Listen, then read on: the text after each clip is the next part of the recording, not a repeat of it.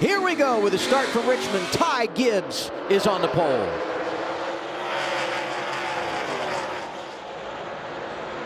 Great jump right there for the 54. I mean, he had a very good launch off corner 4, and he was able to control both lanes. He did a great job on that one. Yeah, and those starts are pretty tame the first time as they go down in the corner. Some of, they didn't really race much in practice, so they're getting used to it in the first couple laps on how hard they can go. But I can guarantee you later in the race, those restarts are going to be 3 or 4 wide with that very open turn 1. Gives you so much room for options as you go into the corner. Yeah, I totally agree. I mean, at this point, everyone is trying to, how I say it, taste the waters, right? Trying to see what they got. Are they tight? They're loose. Can they drive deep into a corner? They have to roll a higher minimum speed into a corner. So they're trying to figure it out. So they, in a way, everyone is aggressive, conservative, but the aggression is going to start just climbing in as slowly. You be careful where you taste the water, right? In Mexico, I can't taste the water there. Depends where you go.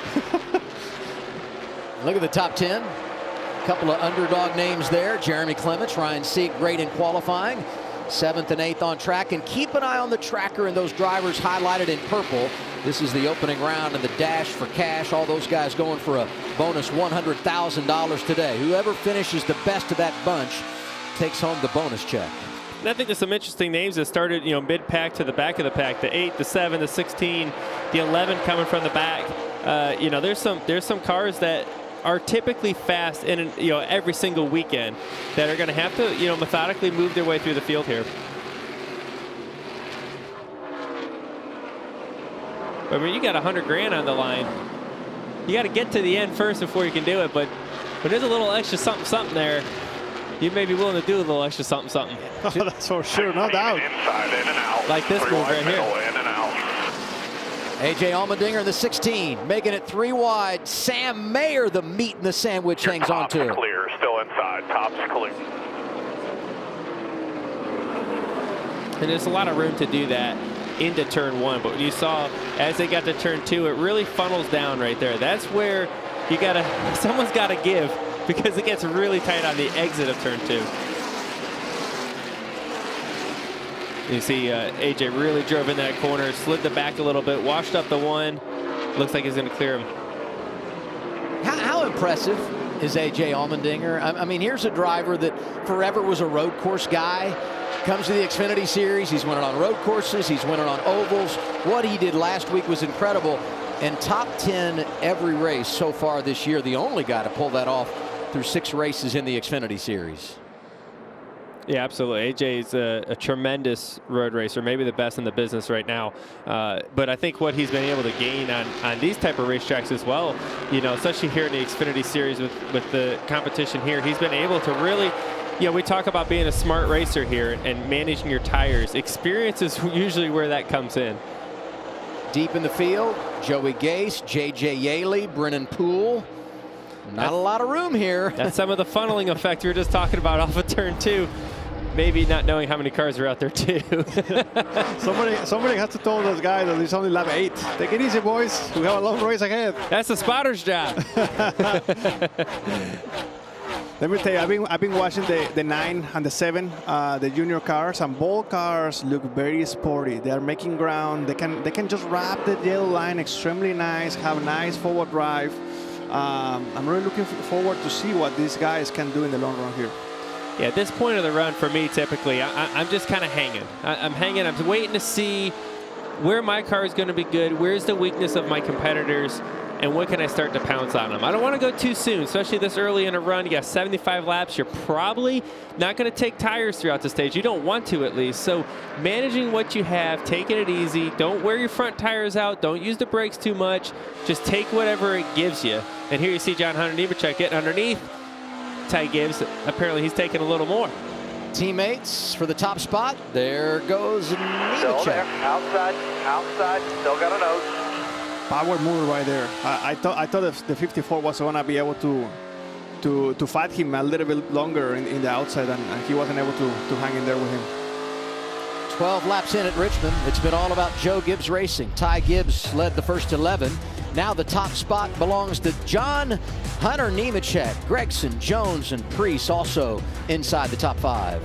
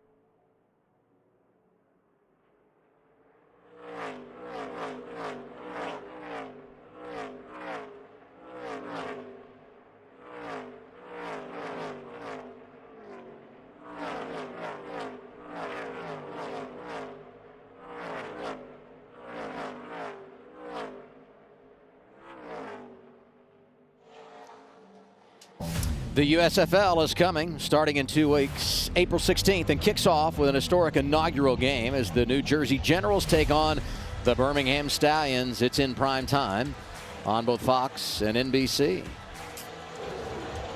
That's the same weekend that we will have NASCAR in Bristol on the dirt. Bristol, baby. Easter Sunday night on Fox. I love that. Let me tell you, the last time we were there in Bristol in the dirt, my amigo Joey wasn't my amigo. He was an enemigo. We were He fighting wasn't hard. back your enemigo. Yeah, he was an enemigo. Yeah, it was a lot of fun. Let me tell you, I had an amazing race there, knowing nothing about dirt, and I think Joey was probably in the same boat.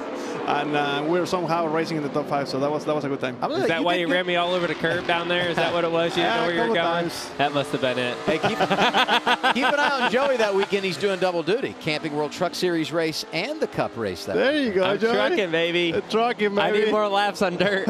Hey, Noah Gregson is up to second from the spotter stand. What are your observations, Coleman? Hey, Adam, we're right here to the point where we're going to start seeing cars starting to move around. I want to highlight 2 drivers. First, A.J. Allmendinger. If you watch what he's doing, just like the road courses last week, he's really strong on the braking, but also he's squaring off his exit and finding that drive off of turn 2 and turn 4. Another car, Ryan Preece. I noticed him from the start of the race. He was turning the middle really, really good. But the price you got to pay for that is he's going to start sliding the rears on exit. So he's burned up the tires on exit of the corner, but his car turned really good through the middle early on. Some observations that you're going to have to know about your car going into the final stage, but you see 2 guys with 2 different approaches going in different directions. Yeah, pretty interesting. You know, when Coleman says squaring off the corner, he's talking about exiting the corner really low and straight. As those tires start to wear out, there's a pretty curved front straightaway. If you're able to wrap the corner a little bit longer, stay on that yellow line just a little bit longer, get some steering wheel out of it, get some lateral out of it, and launch straight off the corner, it gives you a little bit of drive, and sometimes, most of the time, helps you, save a little bit of tire on your car. Yeah, totally. You know, this racetrack is extremely tricky, and you can be fast having, you know, many different styles, but the car, you just have to make sure that it does what you need in all three parts of the corner. 25 laps in, John Hunter Nemechek has led the most, 14 out front, but Noah Gragson right in his hip pocket, Jamie. And you see his car right there running second, up one position since the start of the race. Noah just figured this place out from the time he first came to Richmond. 6 starts, he's finished in the top 10, 5 of those, including the win last year. I asked Noah, what is the key to this place? He said it reminds me of the Bull Ring in Las Vegas, right outside the big track. That's where he grew up. He won in all kinds of different cars. He said the rhythm of this place, the shape, it's my style as he tries to go for the win here. Regan? Well, Jamie, Noah's teammate Justin Allgaier so very good at this Richmond racetrack, but we documented earlier today the struggles he was having in practice. Couldn't get the power down off of the corners with that race car and lacked the side bite to drive forward off of the corners. That problem's still there for this race car. Justin definitely hoping for a long run to where maybe he can manage those tires, but right now struggles for him. He's 11th. All 4 of the cars from Junior Motorsports inside the top 11. And they get the boss man next Saturday. Dale Jr. going to drive, next Friday night, I should say. Dale Jr. going to be racing at Richmond. There's Jason Ratcliffe, crew chief for John Hunter Nemechek.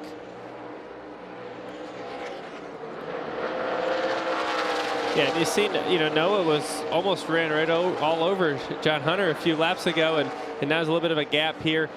May have had something to do with some lap traffic possibly, but you know, Noah's done a good job just kind of creeping the bottom. You know, you look at that 9 car, he's done a good job of just getting his left side right on the paint and just wrap it around nice and easy. Eventually, you start to see the reward. It just takes some time. Yeah, you just have to find that rhythm. You know, you just have to be able to read where your car is best. I'm a big believer that it's impossible to have a perfect car on entry, center, and exit. So you have to pick and choose, you know, what works for you. I mean, clearly for the 16 here, he's super strong on entries. Like you can see how he's able to attack the corner hard. Maybe he's not the best in the center, but he's good on entry and he's good on exit, and that's paying off for him. I was going to say, let's look at the average age of the top 3. But with Allmendinger getting around Gibbs, he screws that all up. You know what I'm saying? What were you calling him during the commercial break? Aging. Not AJ, just age. We got more nicknames for each other. We know what to do with at this point. He's looking good though. Dash for cash, guys. The cream's starting to rise to the top already. You start to see, you know, those purple cars, this purple on your ticker there on the left side. Those are the cars racing for an extra $100,000 here. Yes, you want to win, but you want a little extra 100. Now they should give AJ more money if he wins or gets the dash for cash because he's 40. He can't make near as much out of that payout as what 18-year-old Sam Mayer can, you know? I mean, might be a little smarter with it. That's probably true. He's probably not going to buy a boat, if you know what I mean.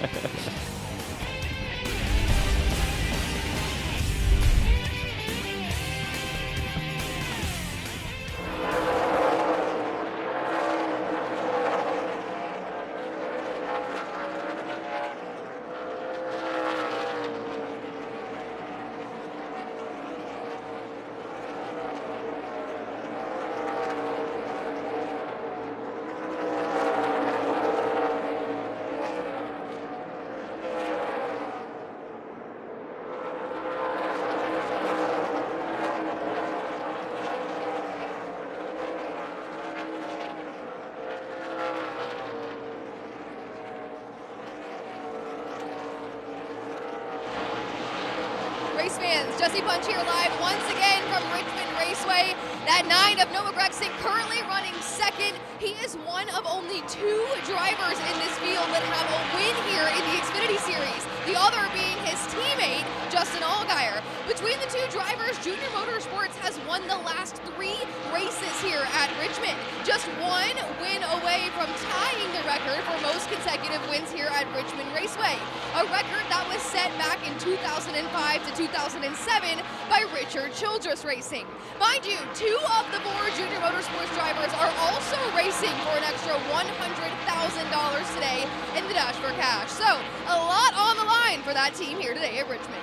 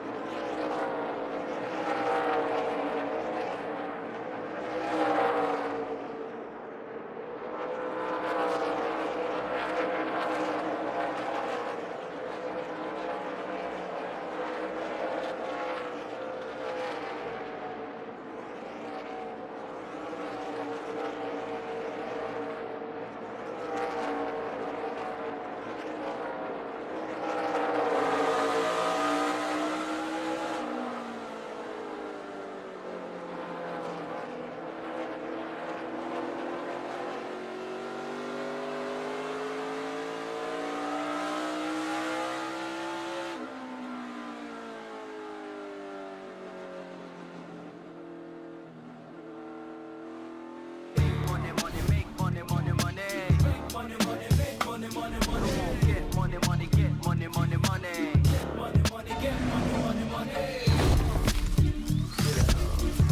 mean, secretly, I'm rooting for Noah and AJ just because you know the interview is going to be spectacular if they get an extra $100,000 today in the Dash for Cash. There's the foursome going for the big payout at Richmond.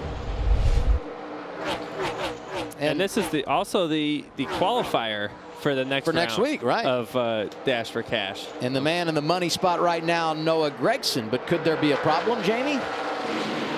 Yes, he just came on the radio about 4 laps ago, Adam. Noah's saying, I have no brakes. There's no brake pedal. And he waited about a lap and he said, I have no brake pedal. His pit crew ready to go up on the wall. So, Joey, Daniel, is there anything that he can do just to hold off and hang in there until the end of this stage?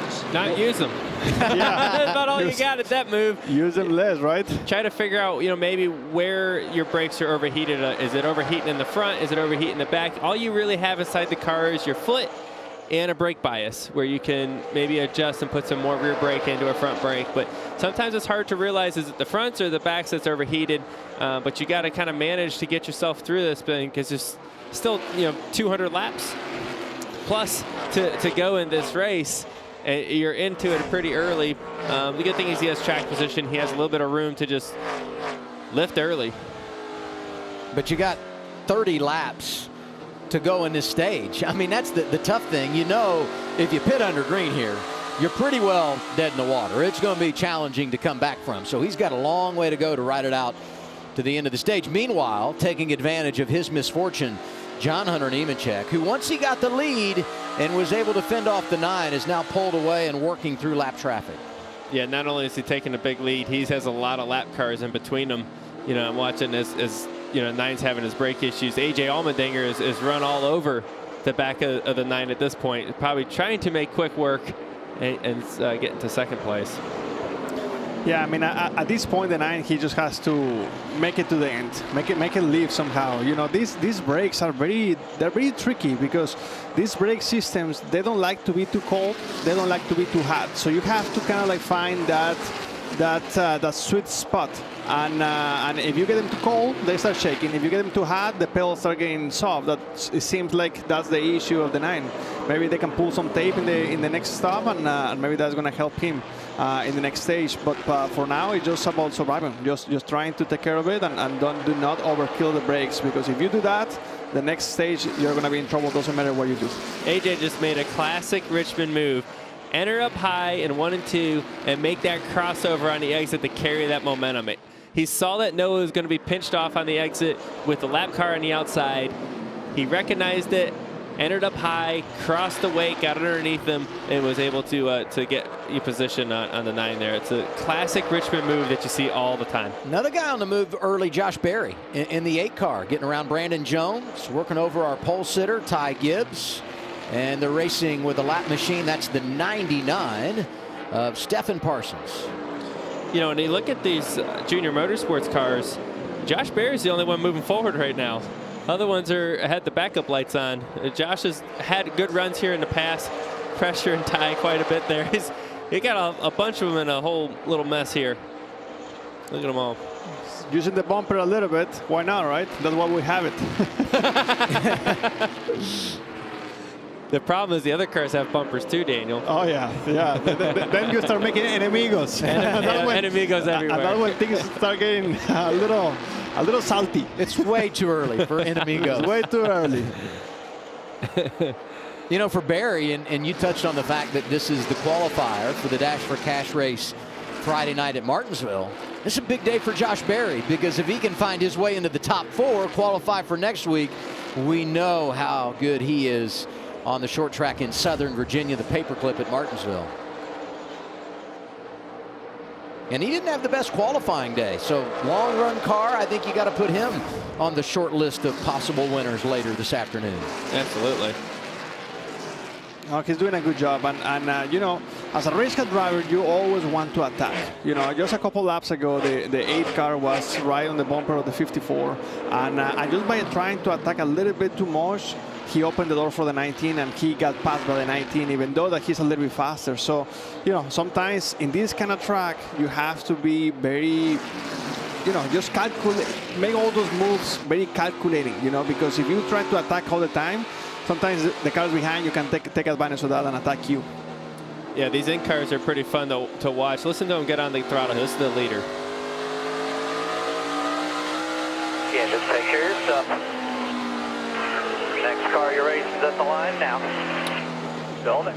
John Hunter Nemechek putting another car lap down. This is Raja Karuth making his first ever start in the Xfinity Series. Grew up in Washington, D.C. He's a student right now at Winston-Salem State University, driving for Tommy Joe Martins. Came here at the age of 12 in 2014, saw his first ever NASCAR race, fell in love, started doing the iRacing thing, got to be a part of the NASCAR diversity program, but this is his first real opportunity on the big stage. Really good job in qualifying, and he is hanging tough trying to stay on the lead lap here. He's doing a great job fighting. Right, you got to fight to stay on the lead lap, especially this early in the race.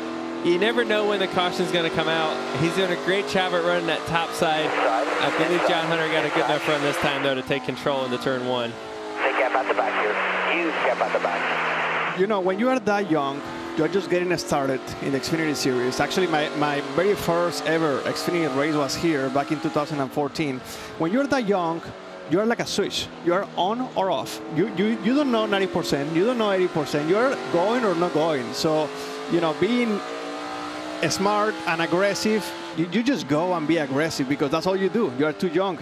And he's going to school right here and going to school on a pretty good guy in John Hunter Nemechek, who's been dominant today. He's led 43 of 54 laps. Allmendinger, Gregson, Gibbs, and Berry, your top 5 at Richmond.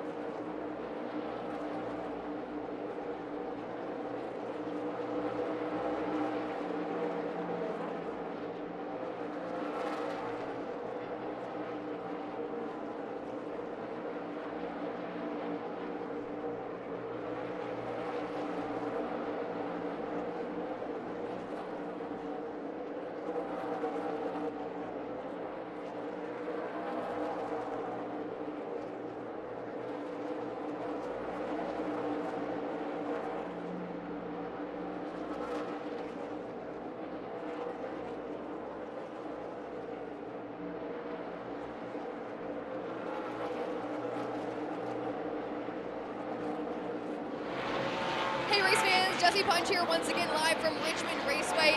During the break now, I want to elaborate a little bit on the story of that 44 car of Raja Karuth. As you heard, the young driver making his National Series debut here today, he was a prominent iRacer who got an opportunity to hop in a real race car in the ARCA Series for Rev Racing. Now just 2 seasons later, he is here racing for the first time in the Xfinity Series at Richmond Raceway. Mind you, Alpha Prime Racing, who is Raja's team he is driving for today, did not have a starting spot in today's race. So Karuth did have to go out there and qualify for a chance to run today. So already a strong start for the day for the young driver. As you heard as well, young kid looking for an opportunity in the series from Atlanta, Georgia, and currently a student at Winston-Salem State studying motorsports management. Keep an eye on that young talent. He's coming up through the ranks quick.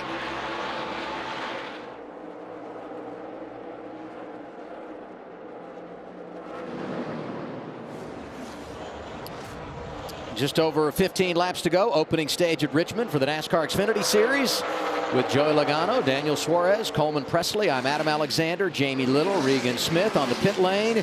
And you are watching the battle for 4th that is now over. Josh Berry gets around pole sitter Ty Gibbs. And Josh Berry has been hounding Ty Gibbs for the last 10 laps, waiting for that opportunity to get underneath him and try to get positioned down in the turn 1. Finally able to get by him and start managing his race again.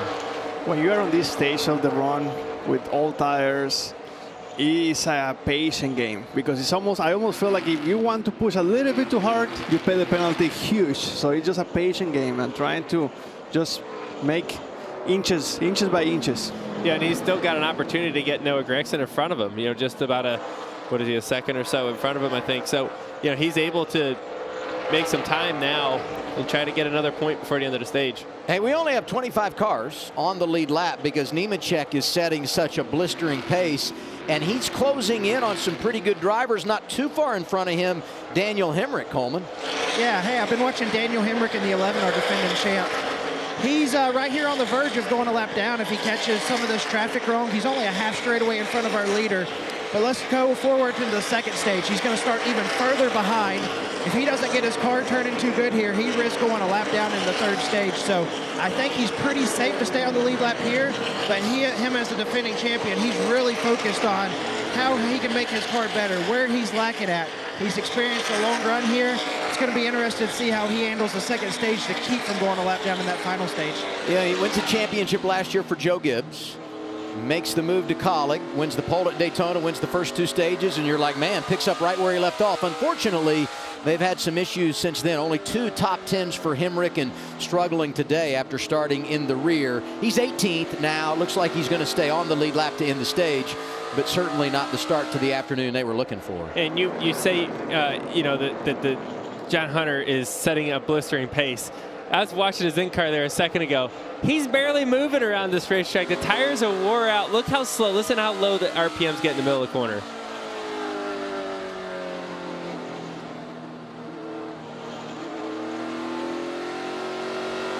I can't tell you how slow that really is inside the car. You're barely creeping around the racetrack right now with old tires. 67 laps on these bad boys.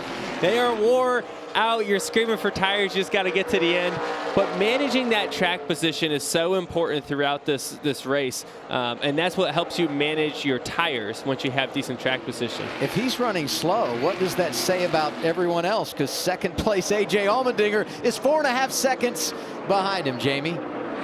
How about Parker Retsloth in the 38-second career start in the NASCAR Xfinity Series, and he qualified yet again in the top 10. Now he's a phenom on iRacing.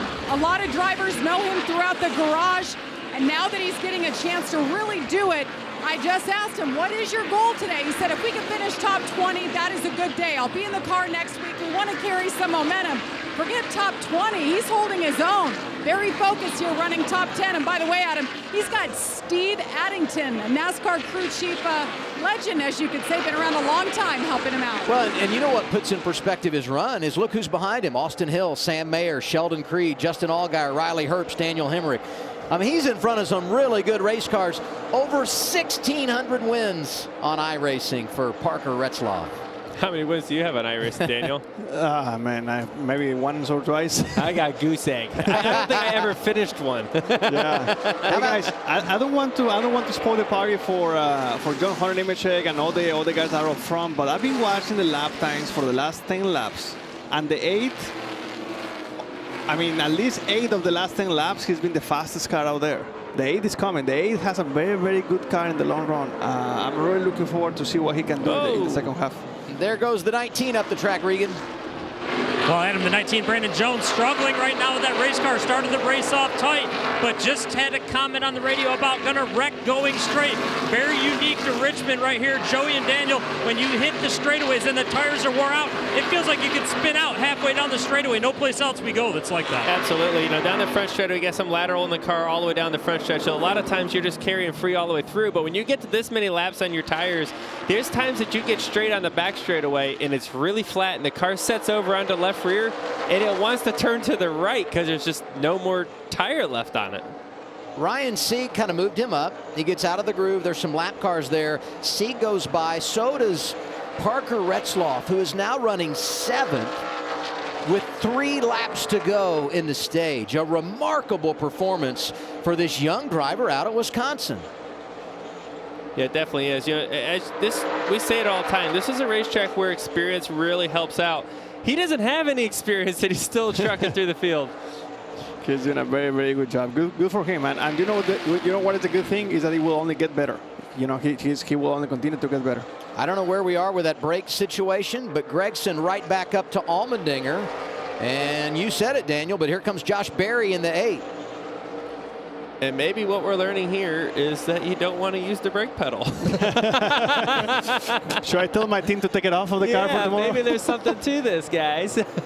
Hey, first car 1 lap down right now is Jeremy Clements. He's 23rd, trying to hang on to that position, get the free pass at the end of the stage, as we have now hit the final lap of this first 75-lap stint of the event. Gregson to second, Berry to third, Allmendinger back to fourth, and all of that behind John Hunter Nemechek. Now this would be to put the 99 of Stephen Parsons 2 laps down, so that shouldn't impact the free pass. John Hunter Nemechek winning stage number 1 at Richmond. Good job, man. And second place goes to Noah Gragson, Josh Berry, A.J. Allmendinger, Ty Gibbs, the top 5. Sieg was 6th, Retsloth 7th. Great day for him. For Nemechek, he led 64 of our first 75 laps.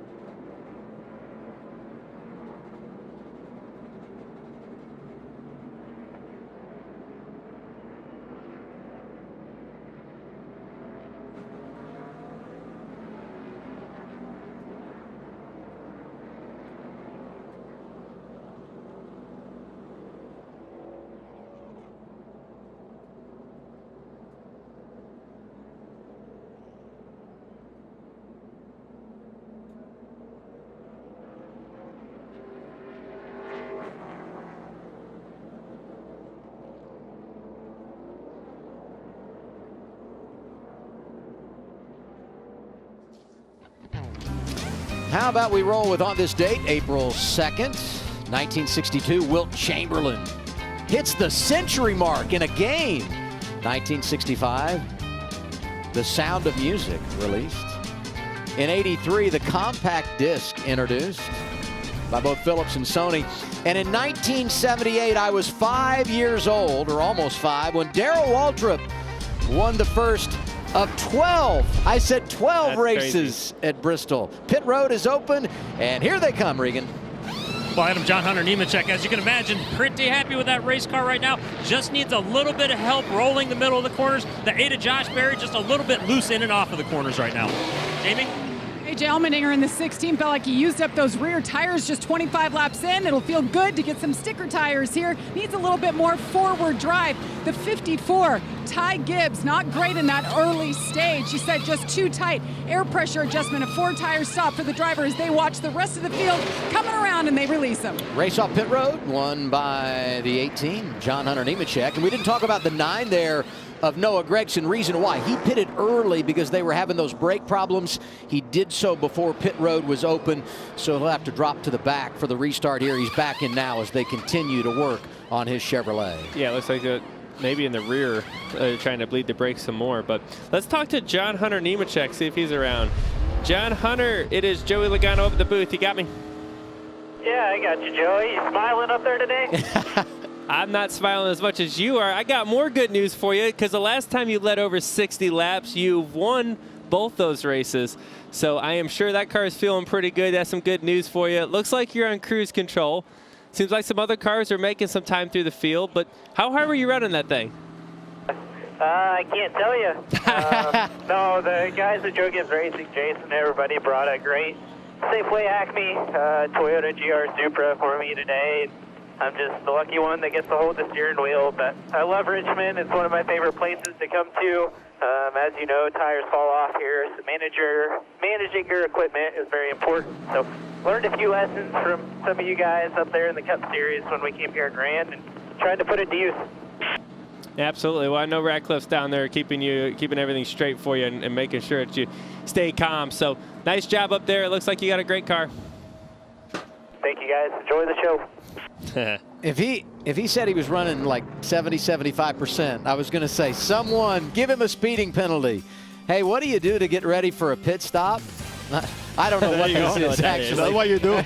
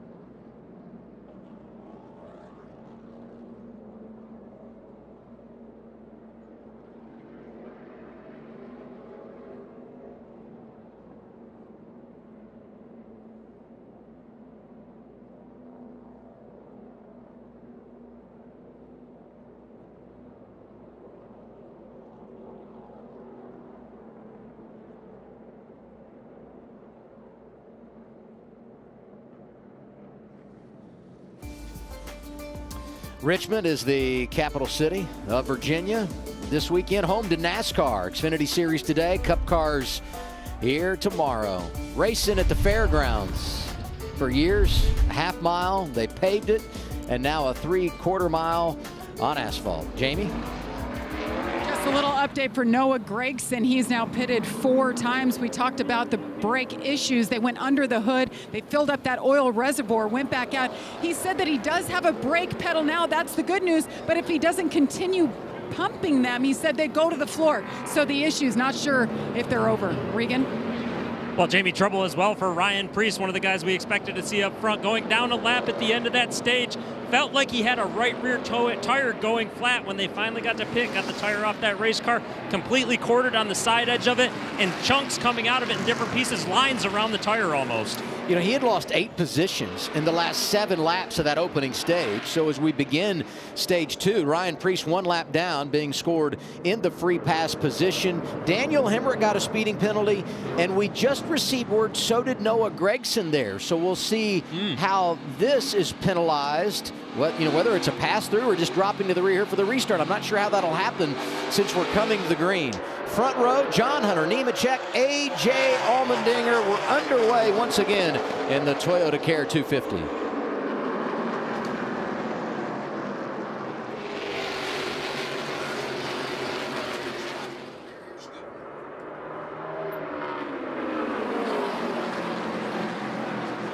And here we go again. Comers and goers, right? Cars that are good on the short run versus cars that are good on the long run, right? The 54, we saw him in the first run. He was able to take off pretty well, you know, get out to the lead. Things were good for him. Long haul, he fell off a little bit. AJ seemed to be decent up until the last couple laps as they have a little contact off of turn 2. These guys are racing hard. These are two really hard racers. You know, if you're the 16 right now, you have to make a decision. Do you want to keep running hard with the 54 on the outside, using your tires, or you give up that position and you attack back in 10, 15 laps, you know? And I think that right there he made the smart decision for the long run. And that's always so hard to do, Daniel, because like naturally, you're like, you want to go, right? You're in kill mode all the time. I want to go, I want to go, I want to go, I want to go. And you have to just take a deep breath sometimes. I can't tell you how many times in this race I just take a deep breath and then go. What do you add to that? Yeah, hey, talking about what you said about A.J. Allmendinger, he was really solid that entire run until about the last 10 laps as we got a caution here. Keep in mind this stage is probably going to be a little shorter with all the cautions. And this caution is huge for Ryan Preece, who gets the free pass with a caution early in the stage.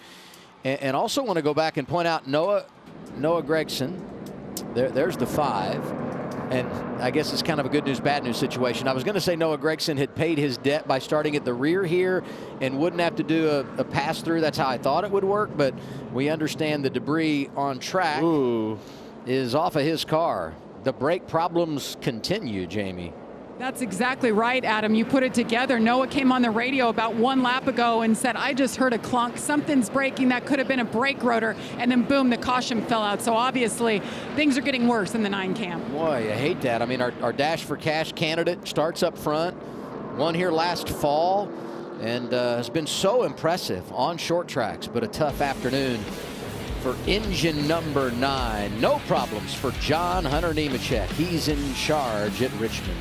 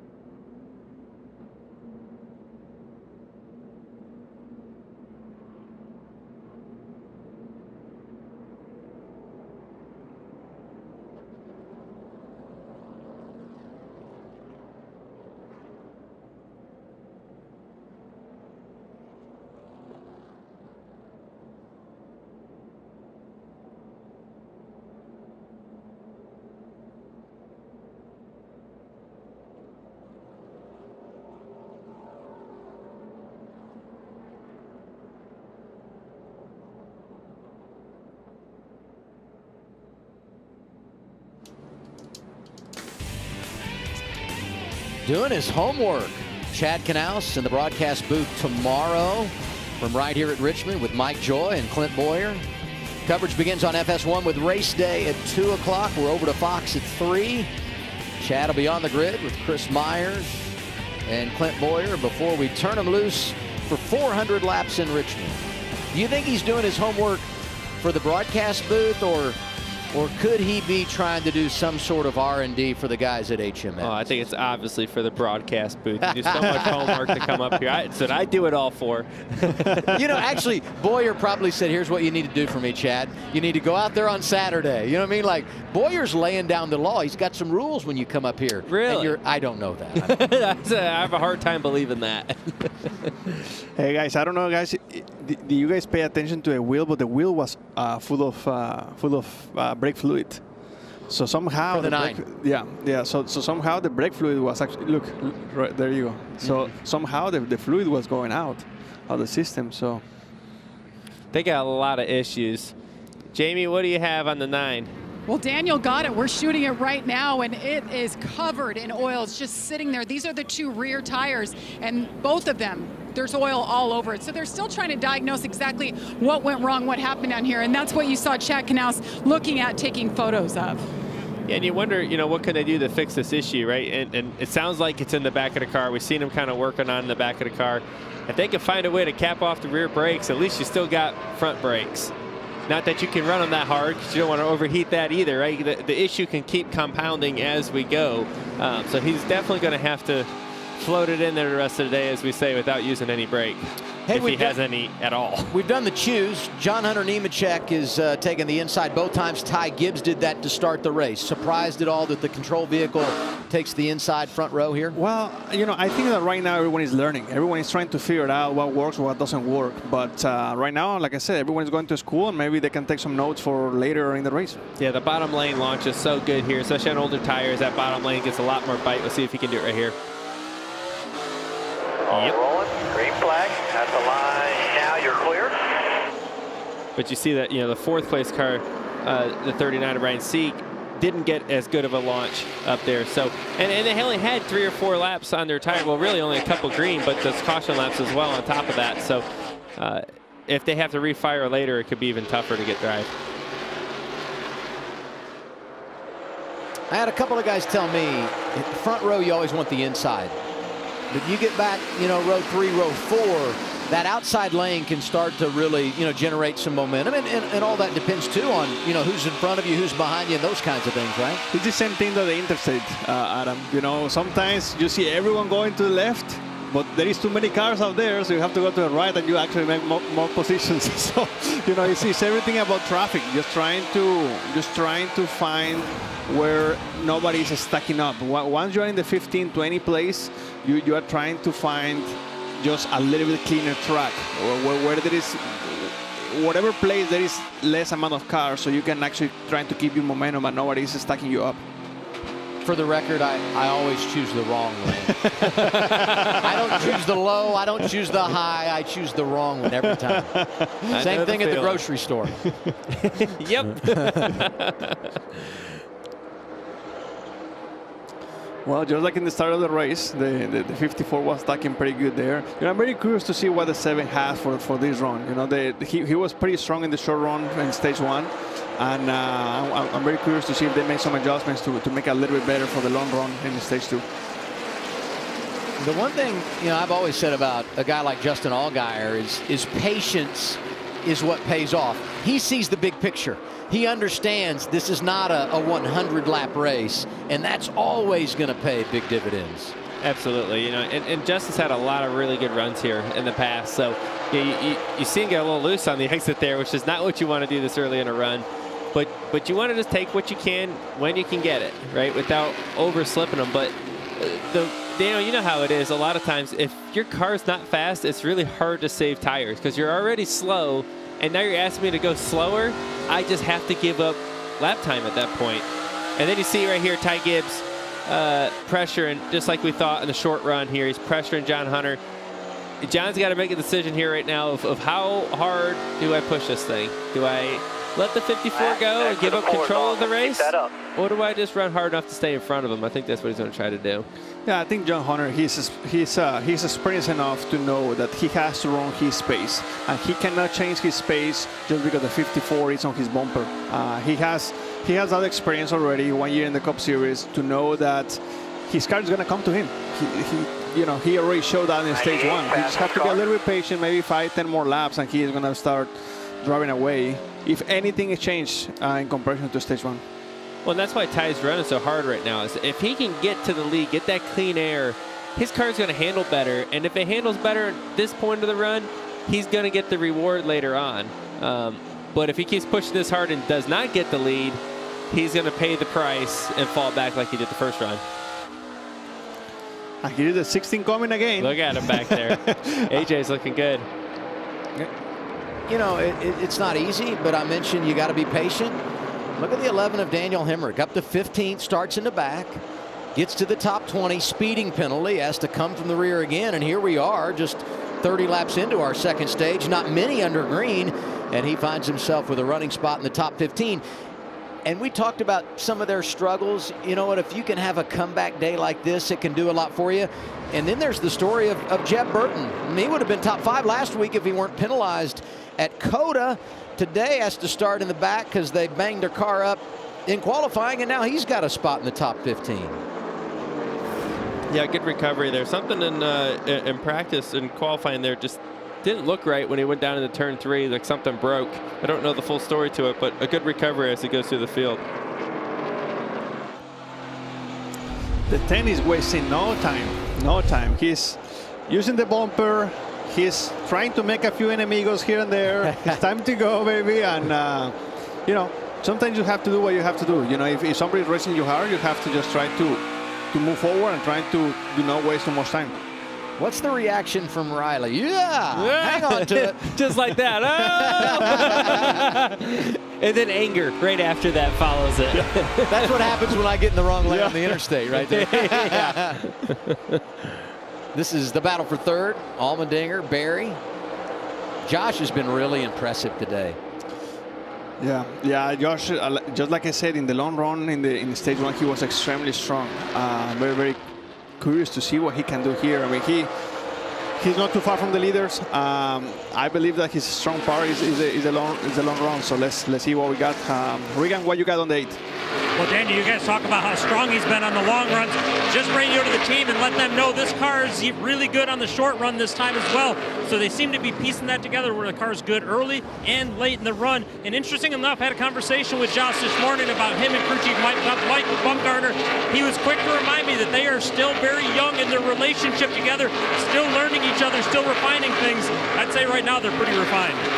You know, there's a lot of different ways you can adjust your car, too, when it comes to long run versus short run. Yeah, the driver plays a huge role on how hard he pushes it, but also the way you set it up. Whether it's air pressure, you can adjust that during the race at least. But the cambers and some other, you know, springs and shocks, the way you do that are ways to adjust whether you have a front side car or a backside car.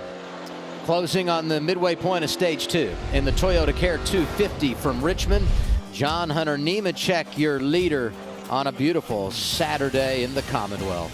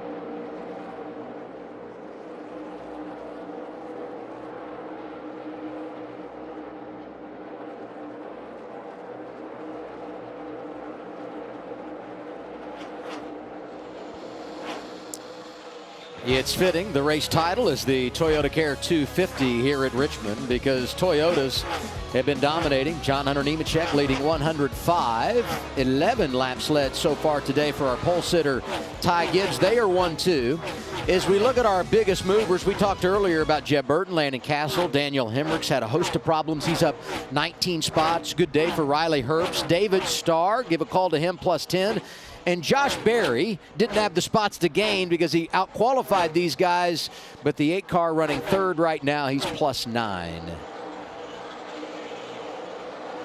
And you go just behind him, and his teammate Justin Allgaier, who swept a doubleheader weekend here in 2020. 6 right now is Justin Allgaier, and I know you're making some observations there, Coleman. Yeah, hey, we've seen Justin Allgaier fire off really good in the first stage. You're seeing it again here. Looks like he's able to hang on a little bit here on the longer run. He's using his veteran experience here at Richmond to his advantage. I see him bouncing off the paint over here in turn 4, finding that little extra grip that he needs to come off the corner. He's also been using the hash marks and then doing a heavy turn down when he's in traffic. So does Joey talk about those little areas that you can find to get that little extra grip? Yeah, there's not much grip on the surface of the racetrack here, guys. So you look for the paint, and surprisingly, right on the yellow line, even though it's pretty much on the apron, you get on that paint, just a little bit of it, it will hook that car around, and it's pretty big. The other part you see here too, which is always kind of interesting to me, is that you can find the paint with your right sides on the hash marks. Even though they're separated, you can feel those kind of grip you up at times. So you see some cars sometimes look for that too. But this is where you want to wrap it just a little bit longer, straighten that wheel out, get it straight, try to get down this curved front straightaway, and watch how Herbst goes into the corner here. He's going to search for that paint. They're all getting down on it. Look, yeah, we get on that thing, hook it around. You miss it, you're done. You want to make sure you get it. Nice straight launch off. 97, nothing out back. Isn't that what we called Harvicking at the old Atlanta before they repaved Exactly. it? He would See, work he that missed line? it. Came off the line right there. See how much he gave up so much gap right there? It gave Herbst the ability to pass him. Just by coming off that paint just a little bit. Still there? Let him attack, just like Still that. there, right rear. Not tight, clear. All the way up. It's just everything about being disciplined. You know, this racetrack is about rhythm. You know, you just have to have a nice rhythm, just like Joey was talking on the paint. You know, there is a lot of little tricks in the bottom, in the hash marks, in the long run. Running the middle in the 3 and 4 is just very helpful, especially in the long run. But Regan, what you got on the 10? Well, Daniel, you see Landon Castle in 13th place right now. A nice move through the field for him after some troubles earlier today. Came on the radio a moment ago, told his team that he felt like he overheated the right front. He had to take a couple of laps and back off. These Xfinity cars, I know you're able to back off of it, cool those tires, get them to come back to you. My question for you and Joey is, what is it like in the Cup cars now? Very different tires. Can you get those tires back if you overheat them or do something to make them angry? Well, we'll let you know tomorrow. No clue. I'll let you know as soon as I find out. We're learning as we go. I would assume, you know, and we see that happen so many times at Richmond. Everything's looking good until you get in traffic and your balance changes a little bit, and then your car just changes completely from there. You know, it just, I overslipped the right front one time, or I buzzed the rears on the exit one time, and there goes 0.2 of a second for the next 10 laps. You know, it's just how this place is. You see Noah and Ryan Preece racing pretty hard here. I'm just impressed that Noah is still fighting with no brakes. On the lead lap. How he's doing it. Well, I think in the long run, that's where you're going to actually see that car move forward. He's going to pay the penalty on the front end trying to race cars and drive in the corner to pass them and those type of things. But on the long run, he's probably saving some tire by not using the brake pedal and coasting around the racetrack, and it's going to start to get a reward. Yeah, if you're just joining us and you're a Noah Gragson fan, qualified inside the top 5, but has had a host of brake issues, couple of pit road penalties that resulted from multiple stops, and he finds himself outside the top 15. 23 laps to go, stage 2. John Hunter Nemechek leads. You're watching the Xfinity Series on FS1.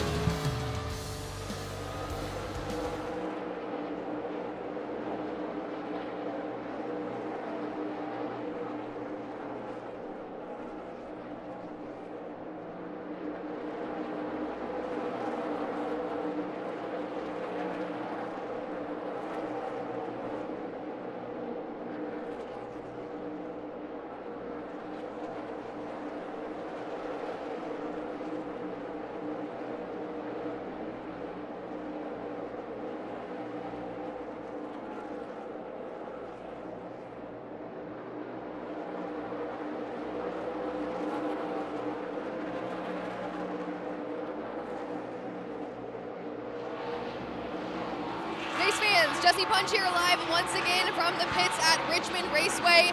Looking at the season as a whole with 6 races now complete this year, it's important to note we have a teammate battle for Rookie of the Year. That's RCR teammates Austin Hill and Sheldon Creed, both looking to earn that honors. Austin Hill, an early favorite with 1 win already and back-to-back runner-up finishes the last 2 weeks.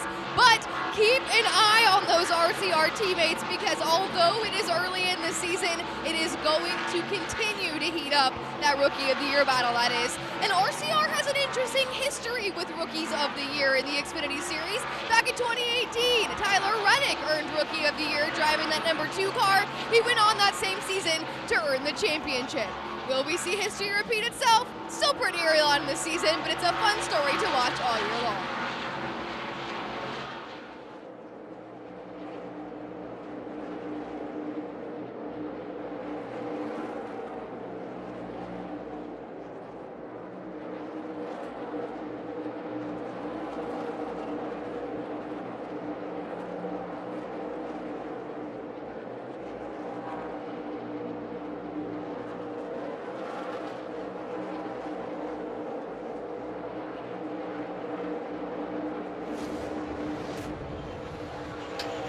When John Hunter Nemechek goes to drive for the coach, Joe Gibbs, it just seems to be magical. Very good in 3 starts late last year, including his 2nd career win at Texas Motor Speedway. Today, the first of 3 starts he'll make in the 18 this year, and you see the numbers, leading 121 of 133 laps. He won the opening stage by nearly 5 seconds, and there's the coach.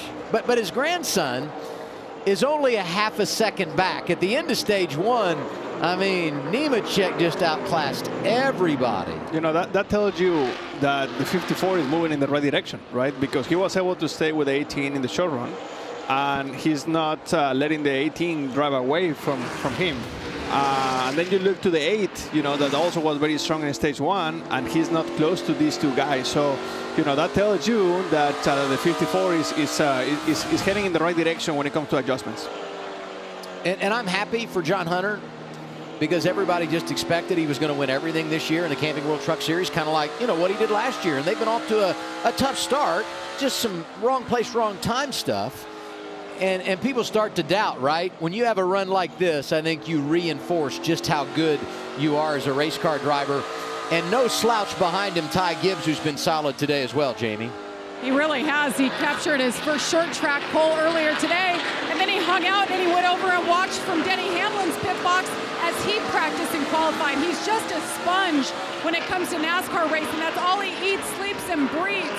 So far, the car is a little bit better than the first run. They just told him John Hunter Nemechek is missing his marks a bit, starting to fade, so keep doing what you're doing. And I loved what Ty's crew chief Chris Gale said to you last week at COTA, Jamie. Ty is just a gym rat. He wants every bit of information he can get, and that's why he's been so successful at such a young age. Absolutely. You got to be a student of sport. At this level, everybody is good. Everyone has talent at this point. Most anybody in this series can go fast. Right? That's why sometimes you see, you know, drivers that don't normally have a good car, you put them in a good car, they go fast. They're going to go fast, but winning races and racing smarts takes time and effort and studying to be able to get good enough to win a lot. You can qualify well, that's one thing, but racing up front is a completely different story, especially at a racetrack like Richmond. Sheldon Creed falling back here in our 2nd stage. Jeb Burton going around in the 27. Give a call to Jeb's teammate, Our Motorsports, in the top 10 in the form of Anthony Alfredo. And look at this, Parker Retsloth, 2nd career start. He finished his top 10, 7th in the opening stage, lost 11 positions on pit road, and now driving around Brandon Jones, trying to get back inside the top 10 at the end of this 2nd stage. I am just so impressed with him. I'm a big fan of this kid, man. Let me tell you, he's doing a very, very good job. He went on pit road. He lost more than 10 positions. He restarted in the back, and one by one, he just passing them back. You know, that tells you that he's smart, fast, and patient, you know, and that's what it's going to take to put these races together. So very, very good job for Parker. I hope that he keeps doing what he's doing, and he's gonna be very, very happy by the end of the day. Hopefully he has better pit stops. That might keep him up there a little bit more. Such a team sport here, you know, guys. We talked about the car being important. We talked about the driver being important here. The pit crew is ultra important here. You're going to come down pit road a lot. You're going to use every set of tires you guys have here, and you lose that track position. Like we said, it's harder to manage the race. Once you get back there, you have to run harder. Then you wear your tires out more. It just doesn't really work out. You got to keep yourself up in the top 4 or 5 to be able to manage the race the way you want to. Really good second stage for Riley Herbst, who is up to 8th. And the battle for the lead. Here he goes. Ty Gibbs to the inside of John Hunter Nemechek. Put the 54 on point at Richmond with 7 to go, stage 2. Yeah, late in the run here, it ain't over yet. Entry in 1 helped it quite a bit.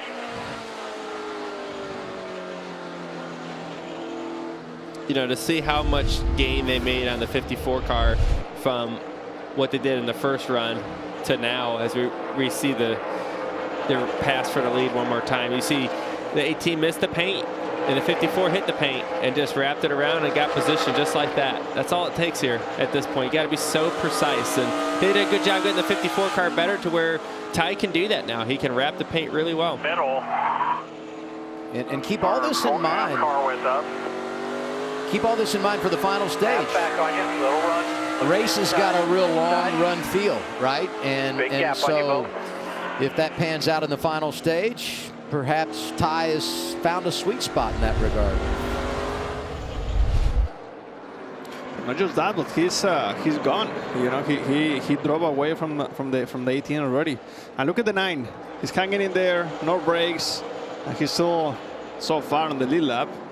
Maybe not for very long, but it's impressive what he's able to do, you know, with very, very limited brakes. I'm not surprised to see the 9 racing the 54. I didn't think, though, it would be to stay on the lead lap, all the brake problems, and now Noah compromised and Ty trying to take advantage here, coming to 3 to go in this second stage. You know, right here, Noah wants to hold him up as much as possible so he can still get the lucky dog. Ty's going to pass him. There's no stopping that. But if you can slow him up enough to where he doesn't get the cars in front of him, you're going to be the lucky dog. So now he's got his fingers crossed and praying that that 54 is not that fast so he can get a lucky dog.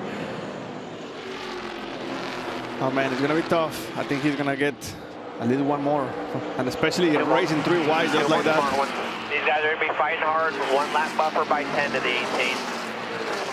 The thing here with Ty, though, he doesn't have to pass these guys. He's got a big gap back to John Hunter Nemechek right now. So you probably want to be smart and not damage your car at this point. Do you know he's 19 years old, Joey? He's just going. He's just going. He's trying. Now the 02 is already a lap down. The 2 and 51 are not. So Sheldon Creed is fighting now. Then it'll be Jeremy Clements' final lap of this second stage here at Richmond. And Brett Moffitt setting a pick, trying to help his buddy Sheldon Creed. I don't know that he's really trying to help him, but he is right now. This is fighting for your life. It is so important to stay on the lead lap right here. It's going to all happen off of turn 4. I think the 2's going to stay on it. And that helps the 9 as well, who will get the free pass. How about that? Stage 2 goes to Ty Gibbs. John Hunter Nemechek is second. Barry is third. Ryan Sieg is fourth. A.J. Allmendinger completes the top 5 and is the best of the bunch when it comes to Dash for Cash drivers. How about this? Ty Gibbs has won twice this year, but that's his first stage victory, the 4th of his career.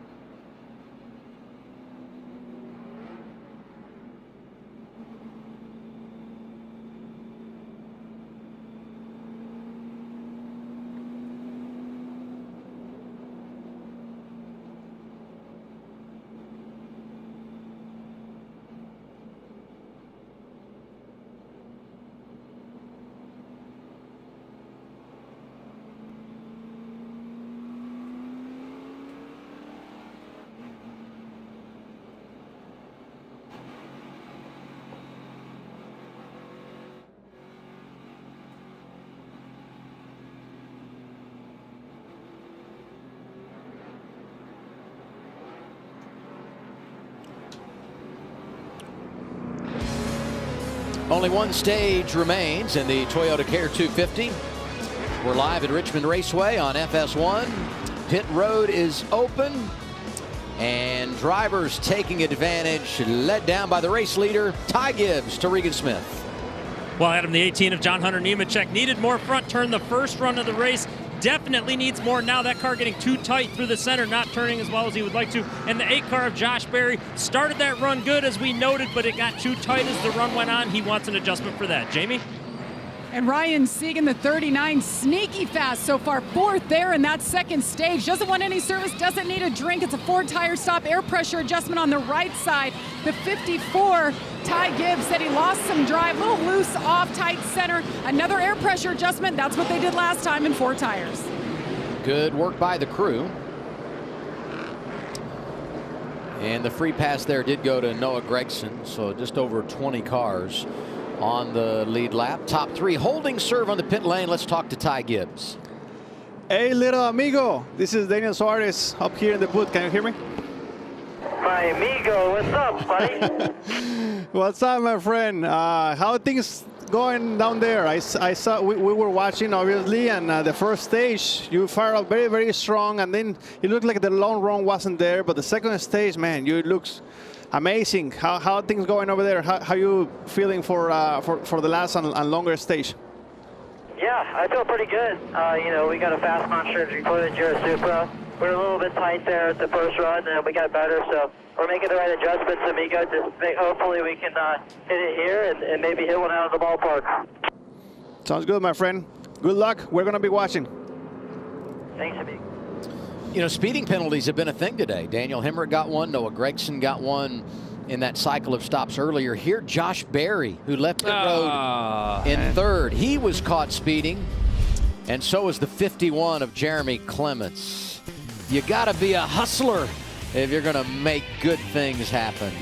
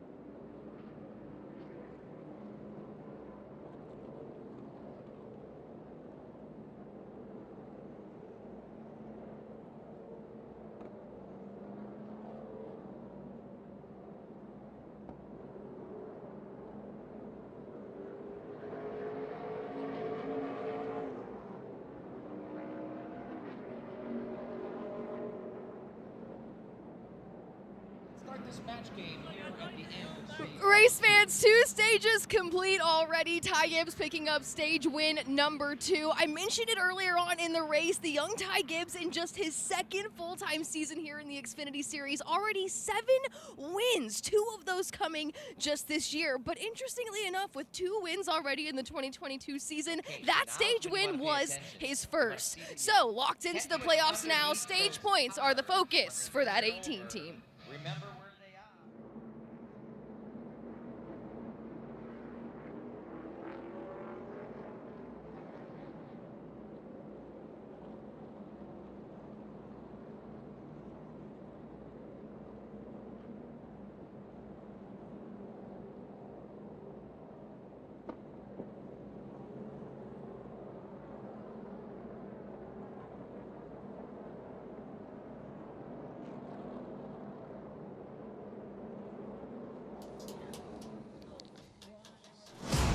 Baseball is back, and next Saturday, a wonderful opening week matchup between 2 of the greatest rivals in all of sports. That would be the Yankees and the Red Sox. It all happens 3:30 Eastern time on FS1 and the Fox Sports app, followed by Cup Series racing from Martinsville, Virginia. What a great Saturday on FS1.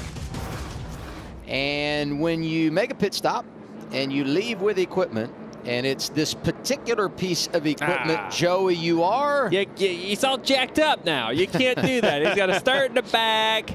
He's got the jack with him. There's extra parts. Hey guys, I'm gonna tell you something. I'm gonna give a little. I'm gonna try to defend a little bit our amigo there. That I saw the guy trying to pull the jack. Like in that situation, what do you think happened? Like why the jack actually got stuck in there? I mean, I saw the guy trying to pull the jack, and the jack just got stuck somehow in there. Well, I mean, it could be a few things, right? The timing of the jack band with the driver, right? That when the jack drops, that is the signal for the driver to drop the clutch and get out of Dodge. And if the timing of that isn't just right, if the driver's a little bit too soon, or the jack band just didn't get it, didn't release the handle quick enough or all the way down to where it could come off of the jack stop and let the car leave. All that timing has to be just right. That's how the whole pit stop is. If one thing's off, the whole pit stop goes to junk. And that was one little mistake that is going to cost them to make them start in the rear. Ready for the final stage, front row. Joe Gibbs Racing, Ty Gibbs, John Hunter Nemechek. Best in the dash for cash is A.J. Allmendinger. He restarts third. Off we go at Richmond. Right now you got AJ up here in third spot. He fired off really good last run, fell off hard. So let's see if he can make some time up here. Don't look now. Justin Allgaier has made his way to the top 5.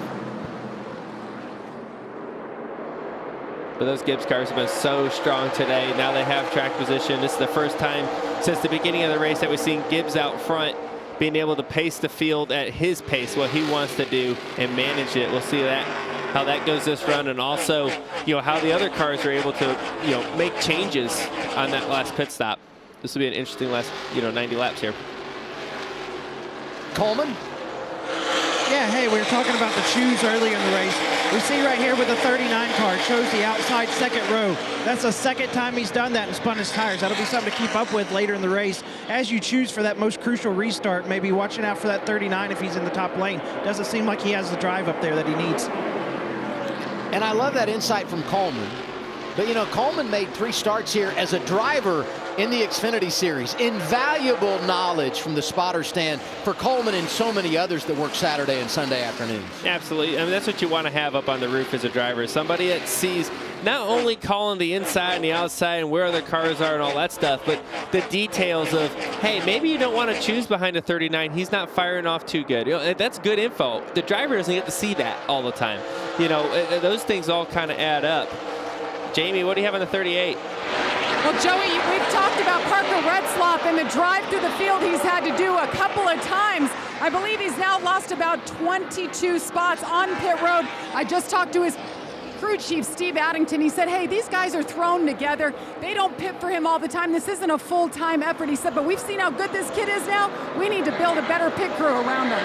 Well, and in addition to the long stop here at the end of stage 2, there's Steve Addington, by the way.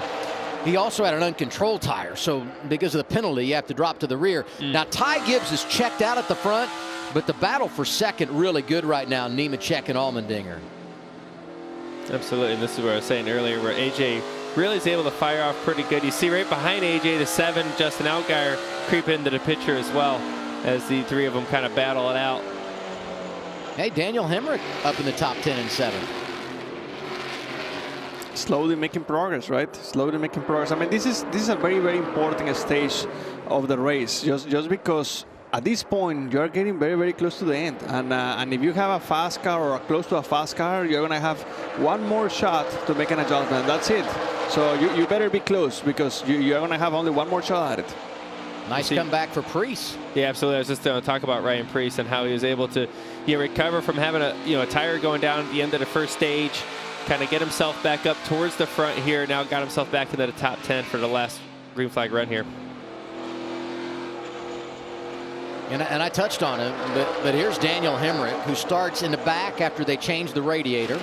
After the opening stage, he made modest gains, was in the top 20, gets a speeding penalty, drops to the rear again, And now our reigning champion in position for his third top 10 of the season. That's what Richmond's all about, right? I mean, just being methodical. I keep saying this over and over again. Being a smart racer at this racetrack means so much. Just getting your way through the field, dealing with the adversity that's going to be thrown your way. It's going to happen at some point. It's not going to go perfect all the time. It may be for Ty Gibbs right now, but you never know what's going to happen, and you're going to have to, battle through something most likely during this long race. Yeah, whatever adjustments they made to that 54, he's just gone. He's very, very strong right now. But we have a fight here for third, fourth place between the 7, the 16, and the 18. I think these guys, they're looking forward to keep making progress on this run, to see exactly what they got and have one more opportunity for an adjustment and see if they can find that little extra speed to battle with the 54. Here's the other thing to keep in mind with 79 to go, final stage, is the qualifiers for next week when it comes to the Dash for Cash. Allmendinger in position to win the money today, but if the race ended right now, Gibbs, Dinger, Allgaier, and Jones would be the ones eligible Friday night at Martinsville. John Hunter Nemechek not eligible because he's signed up for points in the Camping World Truck Series. You got to be in it to win it, and all those guys think about that a little bit as you look forward. Absolutely. I mean, a chance to go for $100 grand. That's a lot of money. That's a lot of cash. You gotta put yourself in position to do that. And if you're AJ right now, you're thinking things are looking pretty good to at least cash into 100. But I know it's bittersweet. You want to win the race, most importantly. And here you see the 7, Justin Allgaier, getting position on AJ, taking that spot over. Not a surprise here. The 7 hasn't qualified good all year long.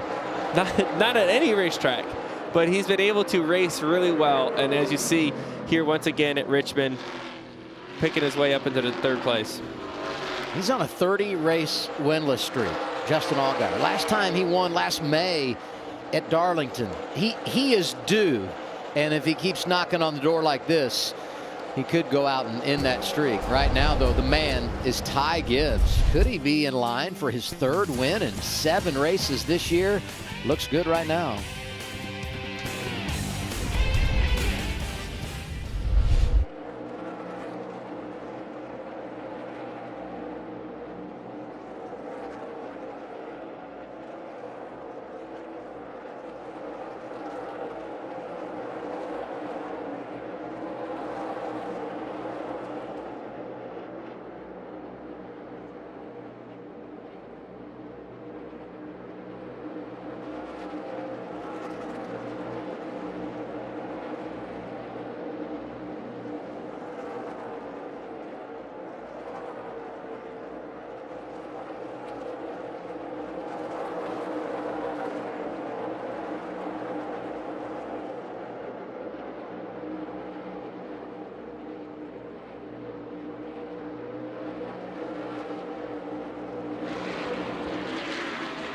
Race fans, Jesse Punch here live once again from the pits at Richmond Raceway. In taking a look at the season as a whole, AJ Allmendinger has been Mr. Consistency. Coming off a win last week at COTA, his first of the season, he has finished in the top 10 in every single race so far this year. And in speaking with the drivers, winning is always the goal, but consistency is key, especially with the playoff format that we're facing now. Look at last season, for example. Daniel Hemrick won the championship with winning only the finale race. So AJ Allmendinger currently running in the top 5. He's on his way to another top 10 finish, but of course, winning is always the goal.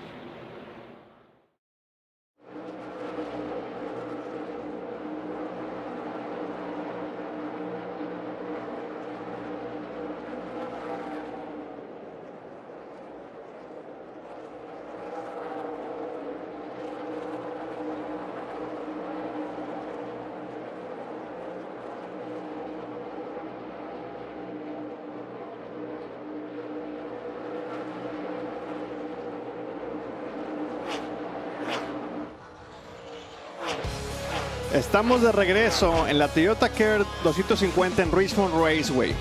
Y Adam, por favor dinos quién ha sido los más rápidos en la carrera de hoy hasta el día de hoy, hasta en este momento. Based on rehearsal, you're asking me who's fastest in the race, right? Because if not, I need some translation. Here you go. The Xfinity Fastest Lap. Ty Gibbs, top of the board. No surprise there. You know, Gregson great early, but had the brake problems, and there you see Nemechek, Allmendinger, and Allgaier coming on lately. 69 to go, and we should talk just a little bit of strategy because these guys were in their window to go the distance the minute they pitted at the end of stage 2. Fuel not a factor. Tires are. They've got one set, but the only way you pit is if you get a caution. Yeah, and I would assume at this point, you know, you look at the last green flag run being around 100 laps, it's probably the fastest to split that thing right down the center. Making a green flag pit stop right in the middle of the stage. But I don't know if that's the move you want to make at this point. So you think we could see pit stops if there's no caution?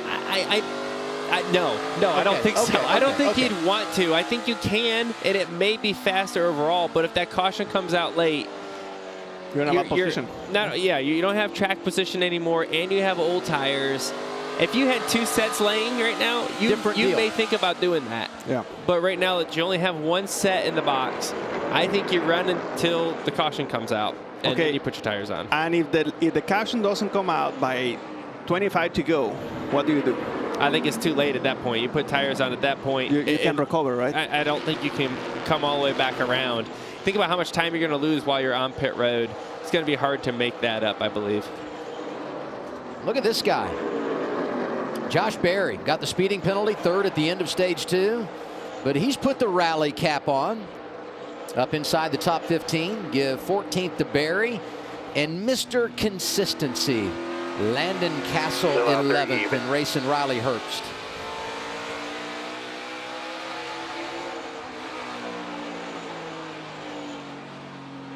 Still there, not tight, still out there, no door.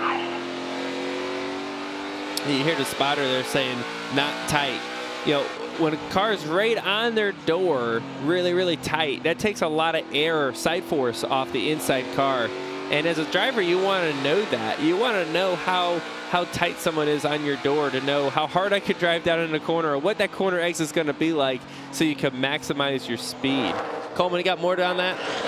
Yeah, Joey, more than anything, I want to talk to you about what we're seeing up front here, the battle for the lead. We see the 54 and the 18.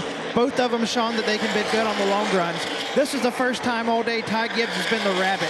John Hunter Nemechek sitting there behind him, managing his stuff. How do you know as a driver, what can we do as a spotter to help you manage your tires as a leader when you don't see that guy in front of you? Yeah, I mean, you're just managing gaps, right? As the leader, you just want to know, hey, how far back is he? Or here you see the last, 3-4 laps here, what that gap's been. He's managed it kind of to stay within the same 1/10 of a second or so over the last 4 laps. So, if you're Ty Gibbs, that's where you want to kind of keep it. Get me out there a second or so, and let me just try to manage that gap, save my tires. Because you don't want to run too hard. There's no sense of going out there and getting a 10-second lead right now. You want to just kind of manage it and keep it somewhat close so you don't just use up your stuff. And hey, Coleman, put on your negotiation hat because you're working around some lap traffic. You want them to move out of the way, right? Yeah, when you're the leader at this stage of the race, you want the spotter to be making amigos up there and say, hey, help me out, move out of the way. Because you just want to have as much clean air as possible. Jamie, what do you have on the 54? Well, Daniel, you guys talk about tires, saving your tires because of the excessive wear. Well, I got a couple of different ideas to show you here what we talk about. Look at how dirty and gummy and rubbered up these tires are. This is off of our leader, the 54.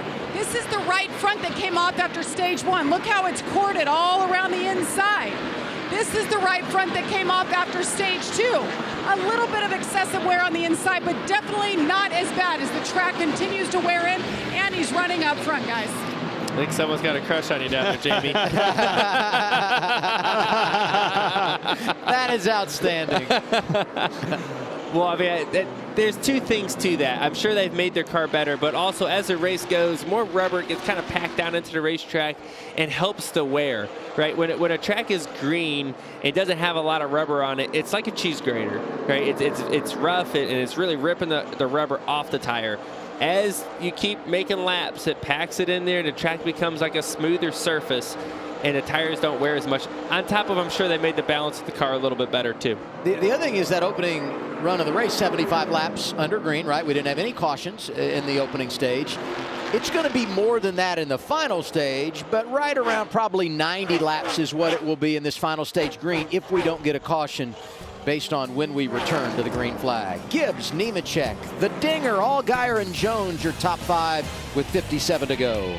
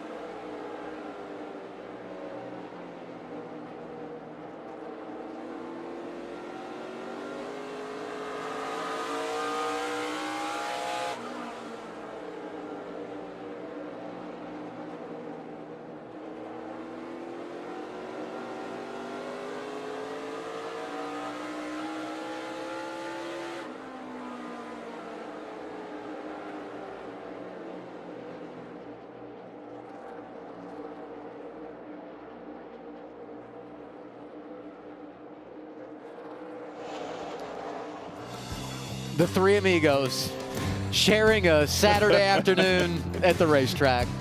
I love that. I love it. Where's our hat? Look at this.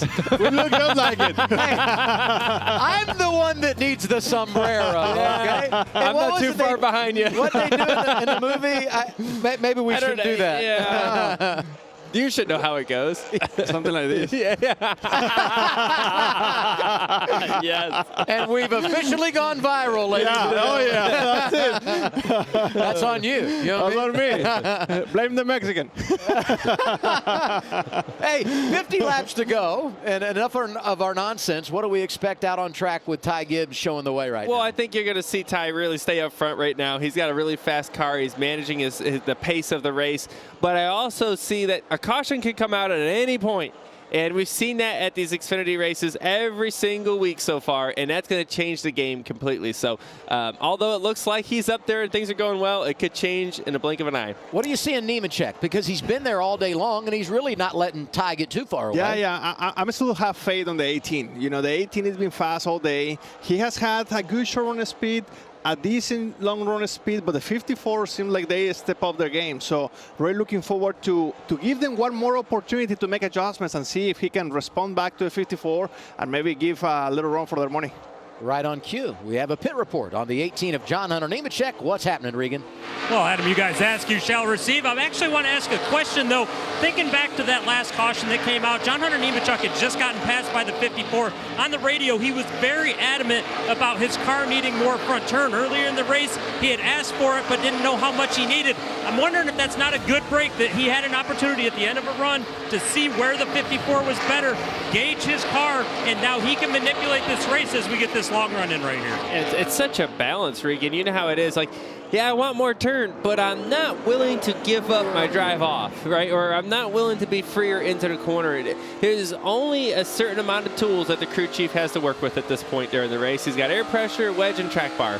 And that's it. And a lot of times it's really hard to hit one spot in the corner. You know, I just need turn right in the 1/3 or right in the center of the corner. Yeah, okay. What are you willing to give up?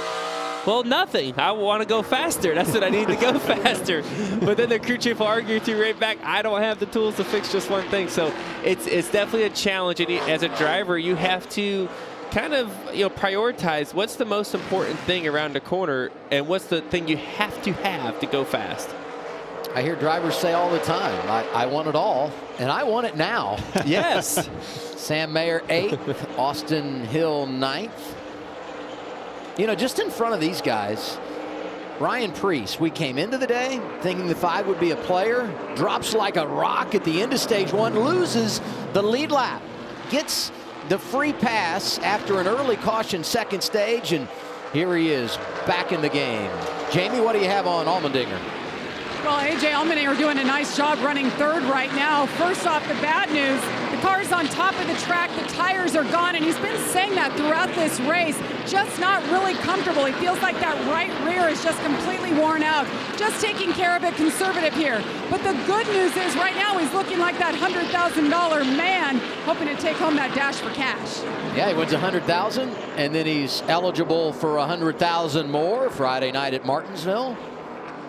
Yeah, you talk about AJ there a little bit. We've seen this all race where the long run, he's really been falling off as we see a great battle for 8th and 9th place here. But AJ's been kind of falling off on the long run. A little surprising, probably everyone here is one of the most experienced guys, but like you said, it takes a setup to go along with the right driving style on top of it. And it doesn't seem like the long haul, the 16 car has what it takes. You saw the dash for cash guys, and right now those that would be eligible next week, Gibbs, Allmendinger, Allgaier, Brandon Jones. Outside looking in, Ryan Sieg. He's 6th on track, right behind Brandon Jones. I think about that race team.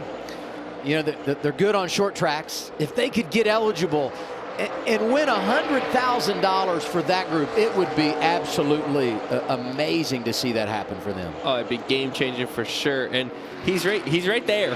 He's not far from being able to do that. Remember, John Hunter Nemechek is not eligible for the dash for cash. So, you know, all you have to be is the top 4 of the Xfinity regulars, and you see him is right on the brink of that. And you don't have to win the race. You just have to be the best finisher of those that are eligible. And as we've talked about and said so many times, right now, that spot belongs to A.J. Allmendinger. And in fact, really the only time today it didn't belong to him was in that first portion of the race when, you know, before Noah had the brake problems and A.J. was rallying. Really from stage 2 on, it's been the 16 with the cash in his pocket and trying not to lose it. Hey, look at this. We were talking about Ryan Sieg, his teammate, and I know we've said his name 100 times today, and we talked about their problems. Jamie updated what happened on their pit stops at the end of stage 2, but once again, pit stop problems, penalty, and here he is, Parker Retsloth, 15th. Remarkable day for him. He's passed the most cars. that's for sure, as he's had to keep coming back from the rear, and even further to the rear this time, because we noted he had to start at the tail end of all the cars, not just some of them. As we got a battle here for the lead in lap traffic, John Hunter Nemechek trying to take advantage of this opportunity. 37 to go. Nemechek down low, Gibbs up high. This is going to be a hard pass, guys. This is not going to be easy. They're going to race each other really hard. They got a ton of room behind them. They got 4 seconds behind them to race hard. And lap cars in front of them. Contact, why not? Right now is not time to make amigos anymore, right? It's go time. Absolutely. And you noted it earlier, Daniel. John Hunter, nothing to lose, only the win. And traffic ahead, so there is a lot of things, you know, in place right now. I think the traffic is playing a huge role into this race right now. They both barreled it down into the corner, and they got this lap car. They're going to use them as a pick. Which way is that lap car going to go? They have no idea, but they're going to try to use that car as a pick to try to clear each other somehow, as they're still door to door for the lead. I know Nemechek has nothing to lose, not running here full time, but I've never known Ty Gibbs to race conservatively, and he's already got 2 wins in the bag. So really, for all intents and purposes, he doesn't have anything to lose either as contact. they rub one more time. I mean, this is really, guys, this could be for the race win right there. John Hunter able to door him a little bit, get the lead, get behind it, but it's not over yet, guys. The 54 is going to get a run off the bottom here possibly, as they're still trying to race through lap traffic.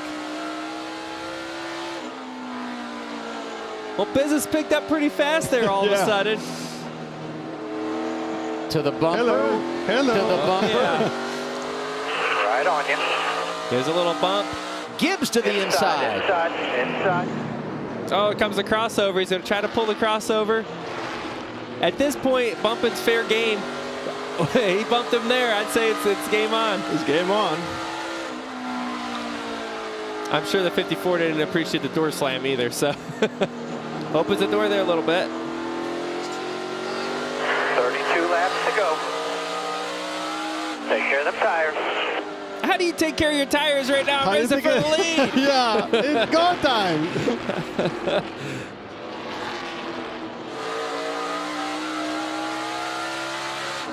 We're going to go to break, but we'll stay side by side as the battle for the lead is on. 2 young stars for Joe Gibbs Racing. Ty Gibbs and John Hunter Nemechek trading paint at Richmond.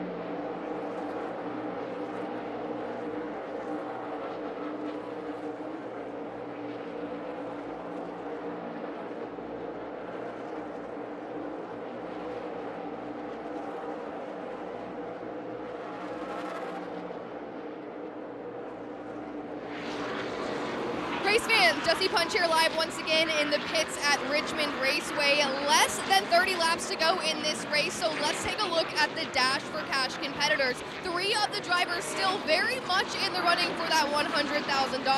AJ Allmendinger currently the best running of the 3. He's hoping to get another top 10 finish here today, and like I said, another run at another $100,000 in the Dash for Cash next week.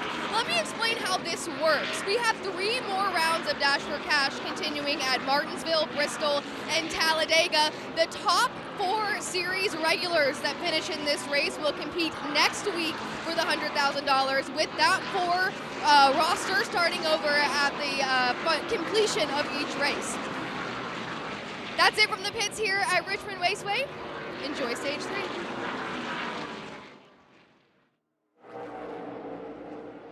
He's up to 4th. Ryan Sieg in the top 5, and he's got a Dash for Cash position and going in the wrong direction right now in 6th. Justin Allgaier, Regan. Well, Adam, it appeared earlier in the race that they had fixed that race car, gotten it back to Justin's likings, had tightened it up nicely to where it made it through the corners better, but unfortunately not this run. Struggling to keep the tires on the car again this run. Into the corner loose, exiting the corner loose, so a little bit of the same from earlier in the race for Justin. And closing in now on the 7 is the 98 of Riley Herbst.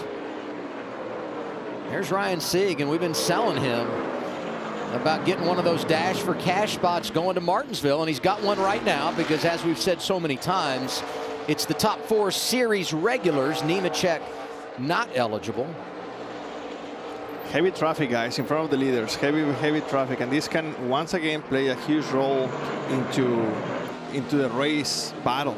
You know, we already saw the 18 taking advantage of traffic once before, so let's see how the 54 does right now. You know, the worst he can have in front of him is too wide. You know, two cars racing each other.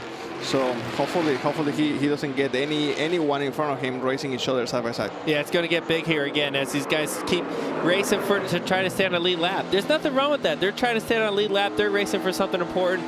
These two are racing for the lead together. It's going to get tight. They got a lot of lap traffic still ahead of them to get through. And it just presents opportunity for Nemechek, right? Just go where he's not.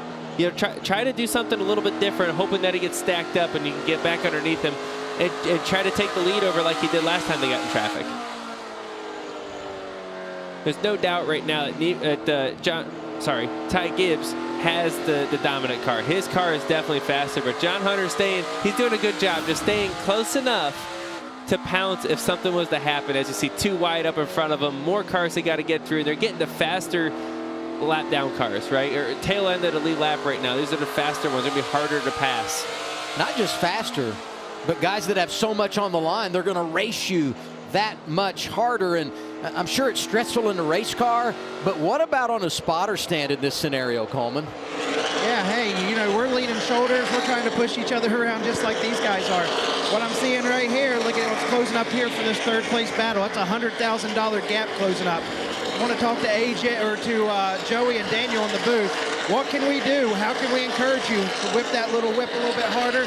Try to get that last little bit out of AJ before Sam Mayer gets him. That's a good question. You just telling me he's catching me is enough to tell me to get going. But, you know, you got 18 to go. Do you run hard now? I mean, I think at this point, if you're AJ, you might as well, because you're racing for that $100,000. And I don't think he's going to be able to hold him off. He's caught him at a rapid pace here the last few. We've noted that AJ does not have a long run car. Look at the drive the one has. You can't defend that. He's just going to go right by you and try to collect that $100,000 from you.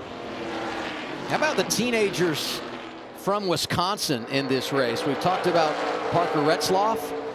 Sam Mayer, also from the great state of Wisconsin, only 18 years old and working on a career best finish as he passes A.J. Allmendinger for fourth, the best run of his career last year at Martinsville, and now he's in line to win $100,000. That is a lot of money for a kid. That's a lot of money for everyone, but when you're 18, 19 years old, that's a lot. That's even more, right? I was going to say it's a career best payday is what he's going for. Now the driver just put this out there. The driver doesn't get all $100,000. Yeah. Maybe we're overselling it a little bit. Let's be honest here. It goes to the team first, and then dispersed on however everyone's deals are. But it's still a lot of money for everybody. Don't get me wrong. Hey, you know, there's another breaking story at the front of the field with a teenager. 19-year-old Ty Gibbs trying to get the 7th win of his career. Currently the quickest to 7 career victories. My man Joey Logano. Oh, is this going to beat me? And you were 20, and he's 19. So oh, no. I'm pretty sure that record's going to get beat. If it's not today, it'll probably be soon. What's up, Jamie? Well, you talk about this run that Sam Mayer has had, the comeback. He fell back early on, but he told me before this race, this is a short track. This is his bread and butter. This is what he grew up racing on. He said, we're going to be good today. And on top of that, all the extra incentive, the dash for cash, the $100,000, we want to go for it. And right now, great comeback for the one team as they're in contention for it. And I go back to the way they became eligible was last week at COTA, final turn, final lap. He passes Myatt Snyder to get a dash for cash position. If he doesn't get that spot, we're not even talking about him today when it comes to winning the $100,000. And another thing I would say, young kid, talented, fast, stringing good runs together. He could become dangerous really fast.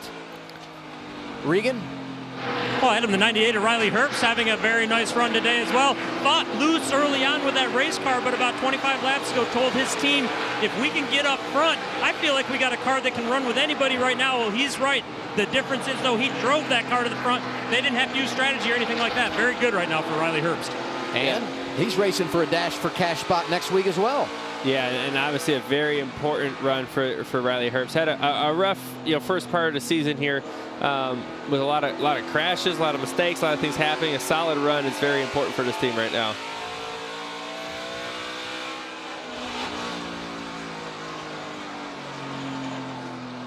Going to be 10 laps to go. And Ty Gibbs continues to lead his teammate, John Hunter Nemechek. Mayer, Allmendinger, Ryan Sieg, Herbst, the top 6. We're getting down to it, Coleman. Yeah, hey, we haven't seen the line move up the track much today, but if we watch Sam Mayer, he's moving down the track. He's not even using all the racetrack on the front straightaway. I want Joey to watch this line that he's running off turn 4, and when we tell him to get low off turn 4 tomorrow, this is what we mean. Yeah, when you get low off the straightaway, at this point, you got 90 or 80 laps on your tires. You got no drive anymore. Straightening out the exit is a way to get a lot of drive. And what you see a lot of guys do, especially on the long haul here, is that they'll run low down the straightaway. One, getting out of the rubber a little bit, looking for a little bit more drive down there, but really just straightening it out seems to give you a little bit better launch off the corner.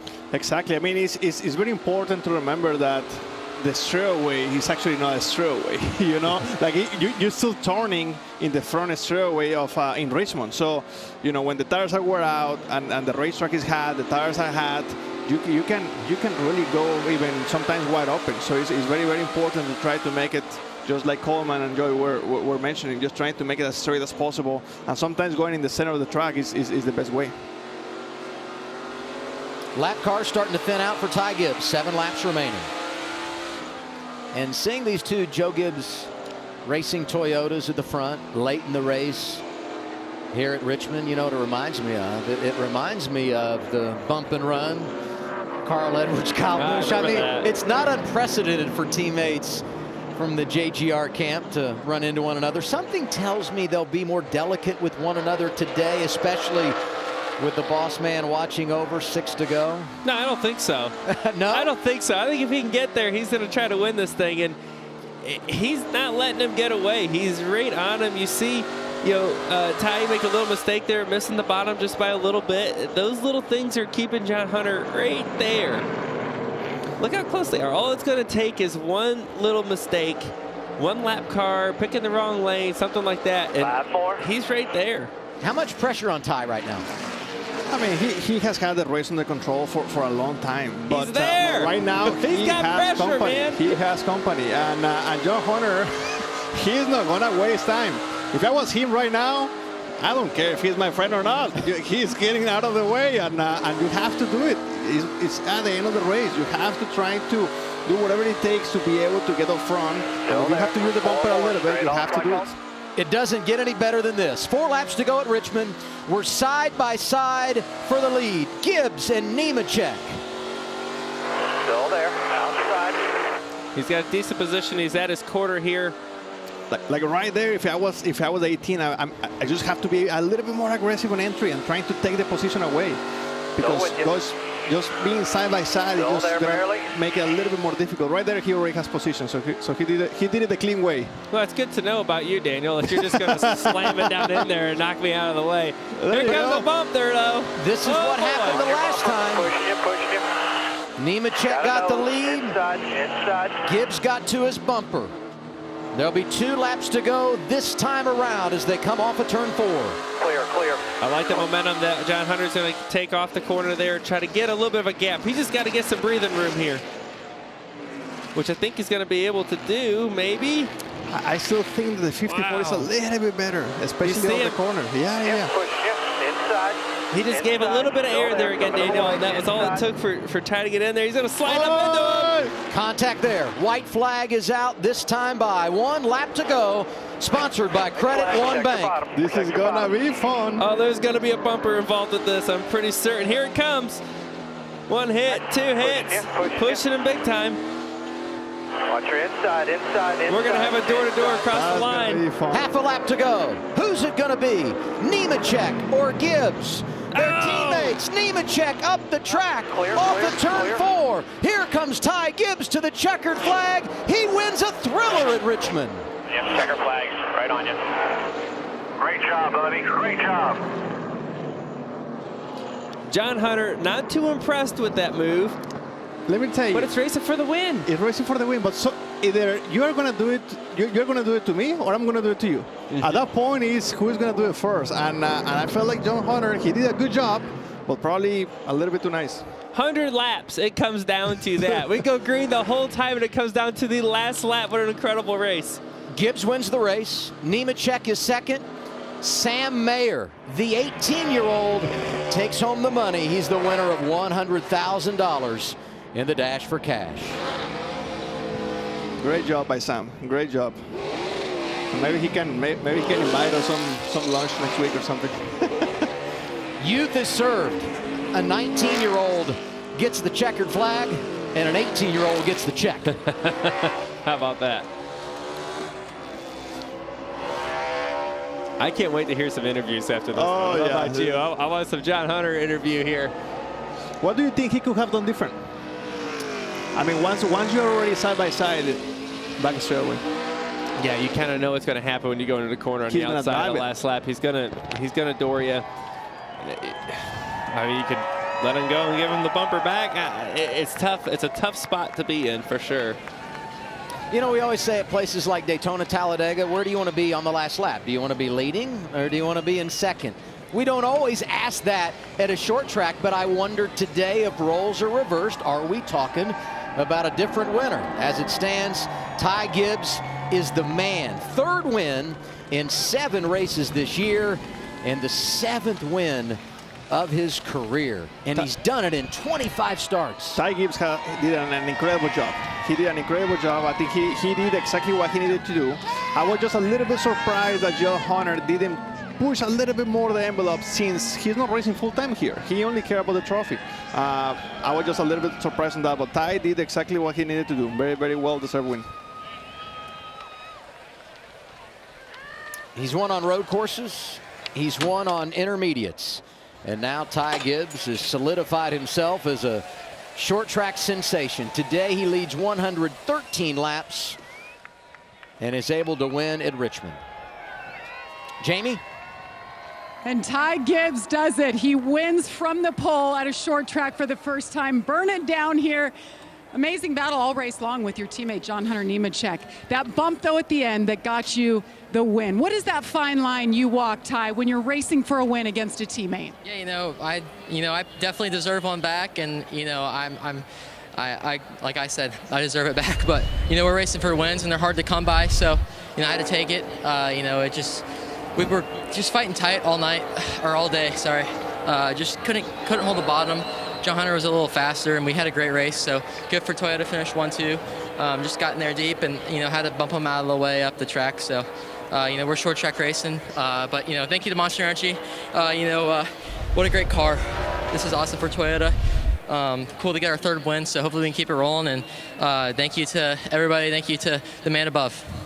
Ty, this is a big deal for you. Now you've got your 3rd win. You see the win stickers right here, your 3rd one of the season. How are you able to do what you do with the skill, with the confidence that you do against these other guys, like John Hunter Nemechek, who's been doing this for a long time in all different series? Yeah, for sure. Like I said, I deserve one back, but we're racing for wins. So, I got to do whatever I can to win. We raced really good there. I feel like we put on a good show, so that's really important. I want to, say thank you to the man above for everything he's done for me and blessing me so much. So we got to keep it rolling. And thank you, Chris Gill, Kyle Abrams, my whole team. John, Gainey, Keith, everybody, Dale, my truck driver. So we had a good run. Let's keep this going. All right, Ty Gibbs, he wins it in Richmond. And for the guy who finished runner-up, let's go to Regan. Well, Jamie, the other side of that very exciting finish there, beating and banging through the last couple laps of the race. John Hunter Nemechek, you heard what Ty Gibbs said at the end there, that you owe him one back. What is it from your perspective? Yeah, him and I will settle it Monday. I don't want to say too much and get myself in trouble, but just got drove through. He didn't even try and make the corner there, so racers never forget, that's for sure. Thanks, John Hunter. Nice job. Thoughts on how that's handled from both perspectives? I mean, it's fair. John Hunter did a good job of passing him, I'd say, pretty dang clean. And then Ty came back through and came back through him. Literally. Racers, don't forget, I get it. I could go either way on this one. It's a tough spot to be. How good has racing been in the Xfinity Series? 4th last lap pass in the last 8 races. 2 of those by that guy, Ty Gibbs. He's a winner.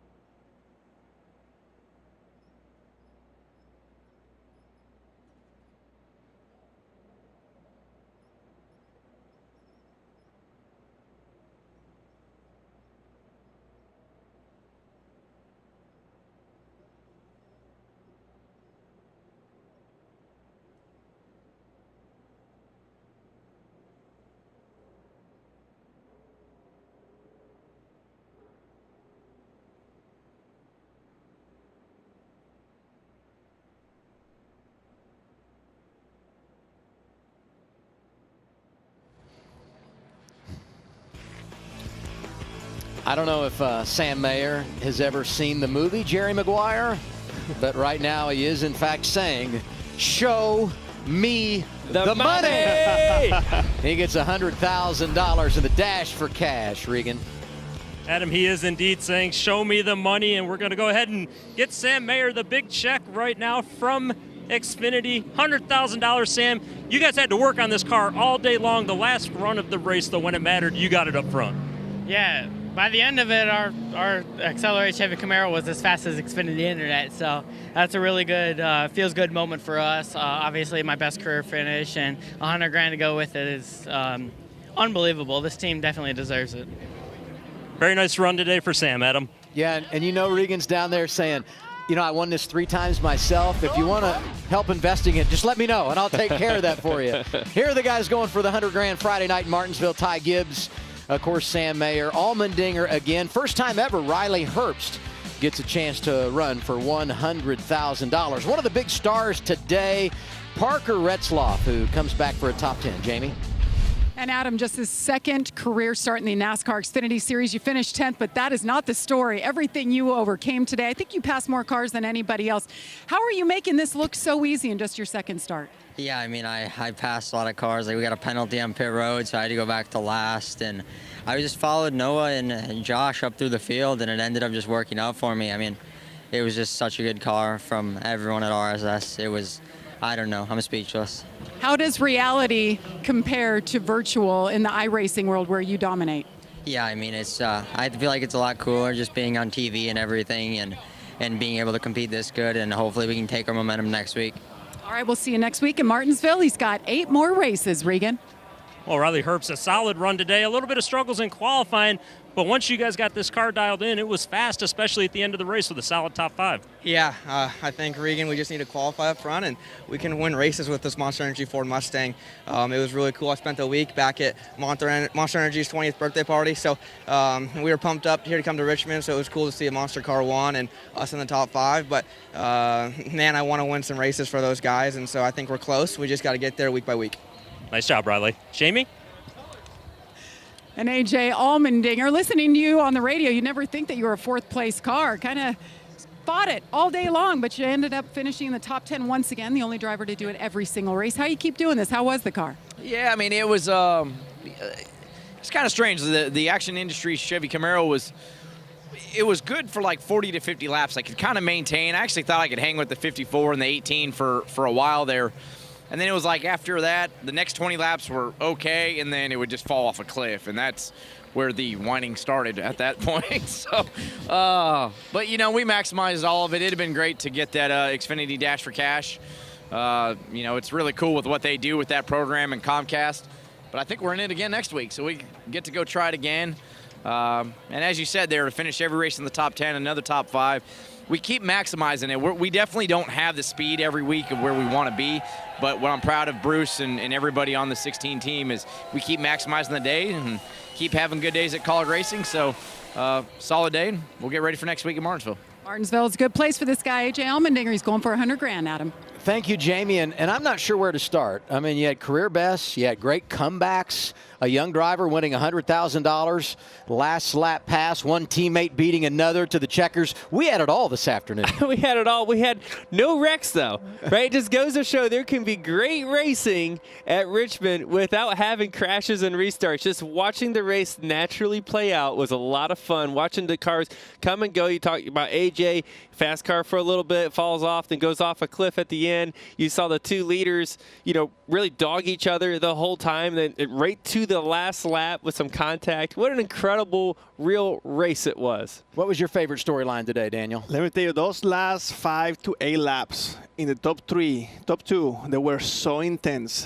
It was fun to watch. You know, I really enjoyed that a lot. The 8th car of Sam that he ended up winning over the Dash for Cash, he was very fast. I didn't say anything, but the last 15, 20 laps, he was actually the fastest car on the racetrack. So that was very good. Obviously, you know, Ty Gibbs getting the win, that was amazing as well. John Hunter being the chaser there, it was a good race overall. Today we're talking about the teenagers in the Xfinity Series. At the Cup level this year has been about the 20-somethings. Let's get a 30-something to victory lane. What is it going to take Does tomorrow? the Clash not count? I'm telling everybody the Clash. How did I know you were going to go there? It counts in my book, but I would love to get another one here. This is my best racetrack personally by the stats. We've been able to do a lot of great finishes here lately. Hopefully that continues with the next-gen car. There's no telling what it's going to be, but hopefully our Shell Pennzoil Mustang has the speed it needs throughout the whole run, like we've seen here today, to have something at the end. Yeah, honestly, I don't really know what to expect. You know, I'm going to be in a little bit meeting with my crew chief and my engineers to see what we're going to do, because obviously, you know, we only had 20 minutes of practice. I think the longest run that we did was probably 15 laps, maybe. Tomorrow we're going to do 80. So we really need to work and see where we're at and make some adjustments and hope for the best for tomorrow. For you guys, how much does momentum mean? Because Trackhouse has been incredible to start the year. Ross winning last week in all of your success. What does that mean for you guys, Big Mo? It's been good. You know, last week in Colorado, it's a completely different racetrack, but we were super strong. My steering, I had issues with the steering, but on my opinion, I had one of the fastest cars out there, if not the fastest, and it was a lot of fun until my steering was gone. But yeah, I mean, looking forward to keep the momentum. As you know, racing and momentum is something very important. Fun day, great job, good luck tomorrow. Thank you very much. Had a great day, a lot of fun. Thank you, Joey and Daniel, awesome as always. America's Day at the Races is coming up. We'll see you Friday night for the NASCAR Xfinity Series in Martinsville. Tomorrow it's Cup Cars, race day on FS1 at 2, over to Fox at 3. Thanks for watching from Richmond. Congratulations, Ty Gibbs, a winner for a 3rd time this year.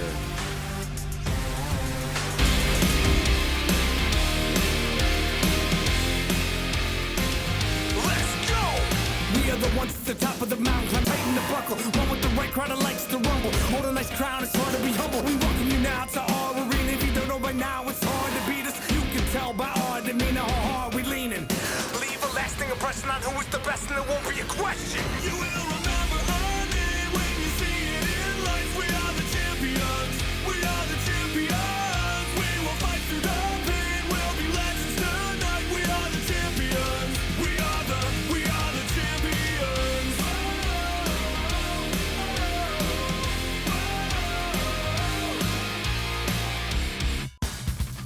This copyrighted telecast may not be reproduced, retransmitted, or used in any form without the authorized written consent of NASCAR Broadcasting. NASCAR would like to thank all of our fans for your support, and we hope you enjoyed today's broadcast.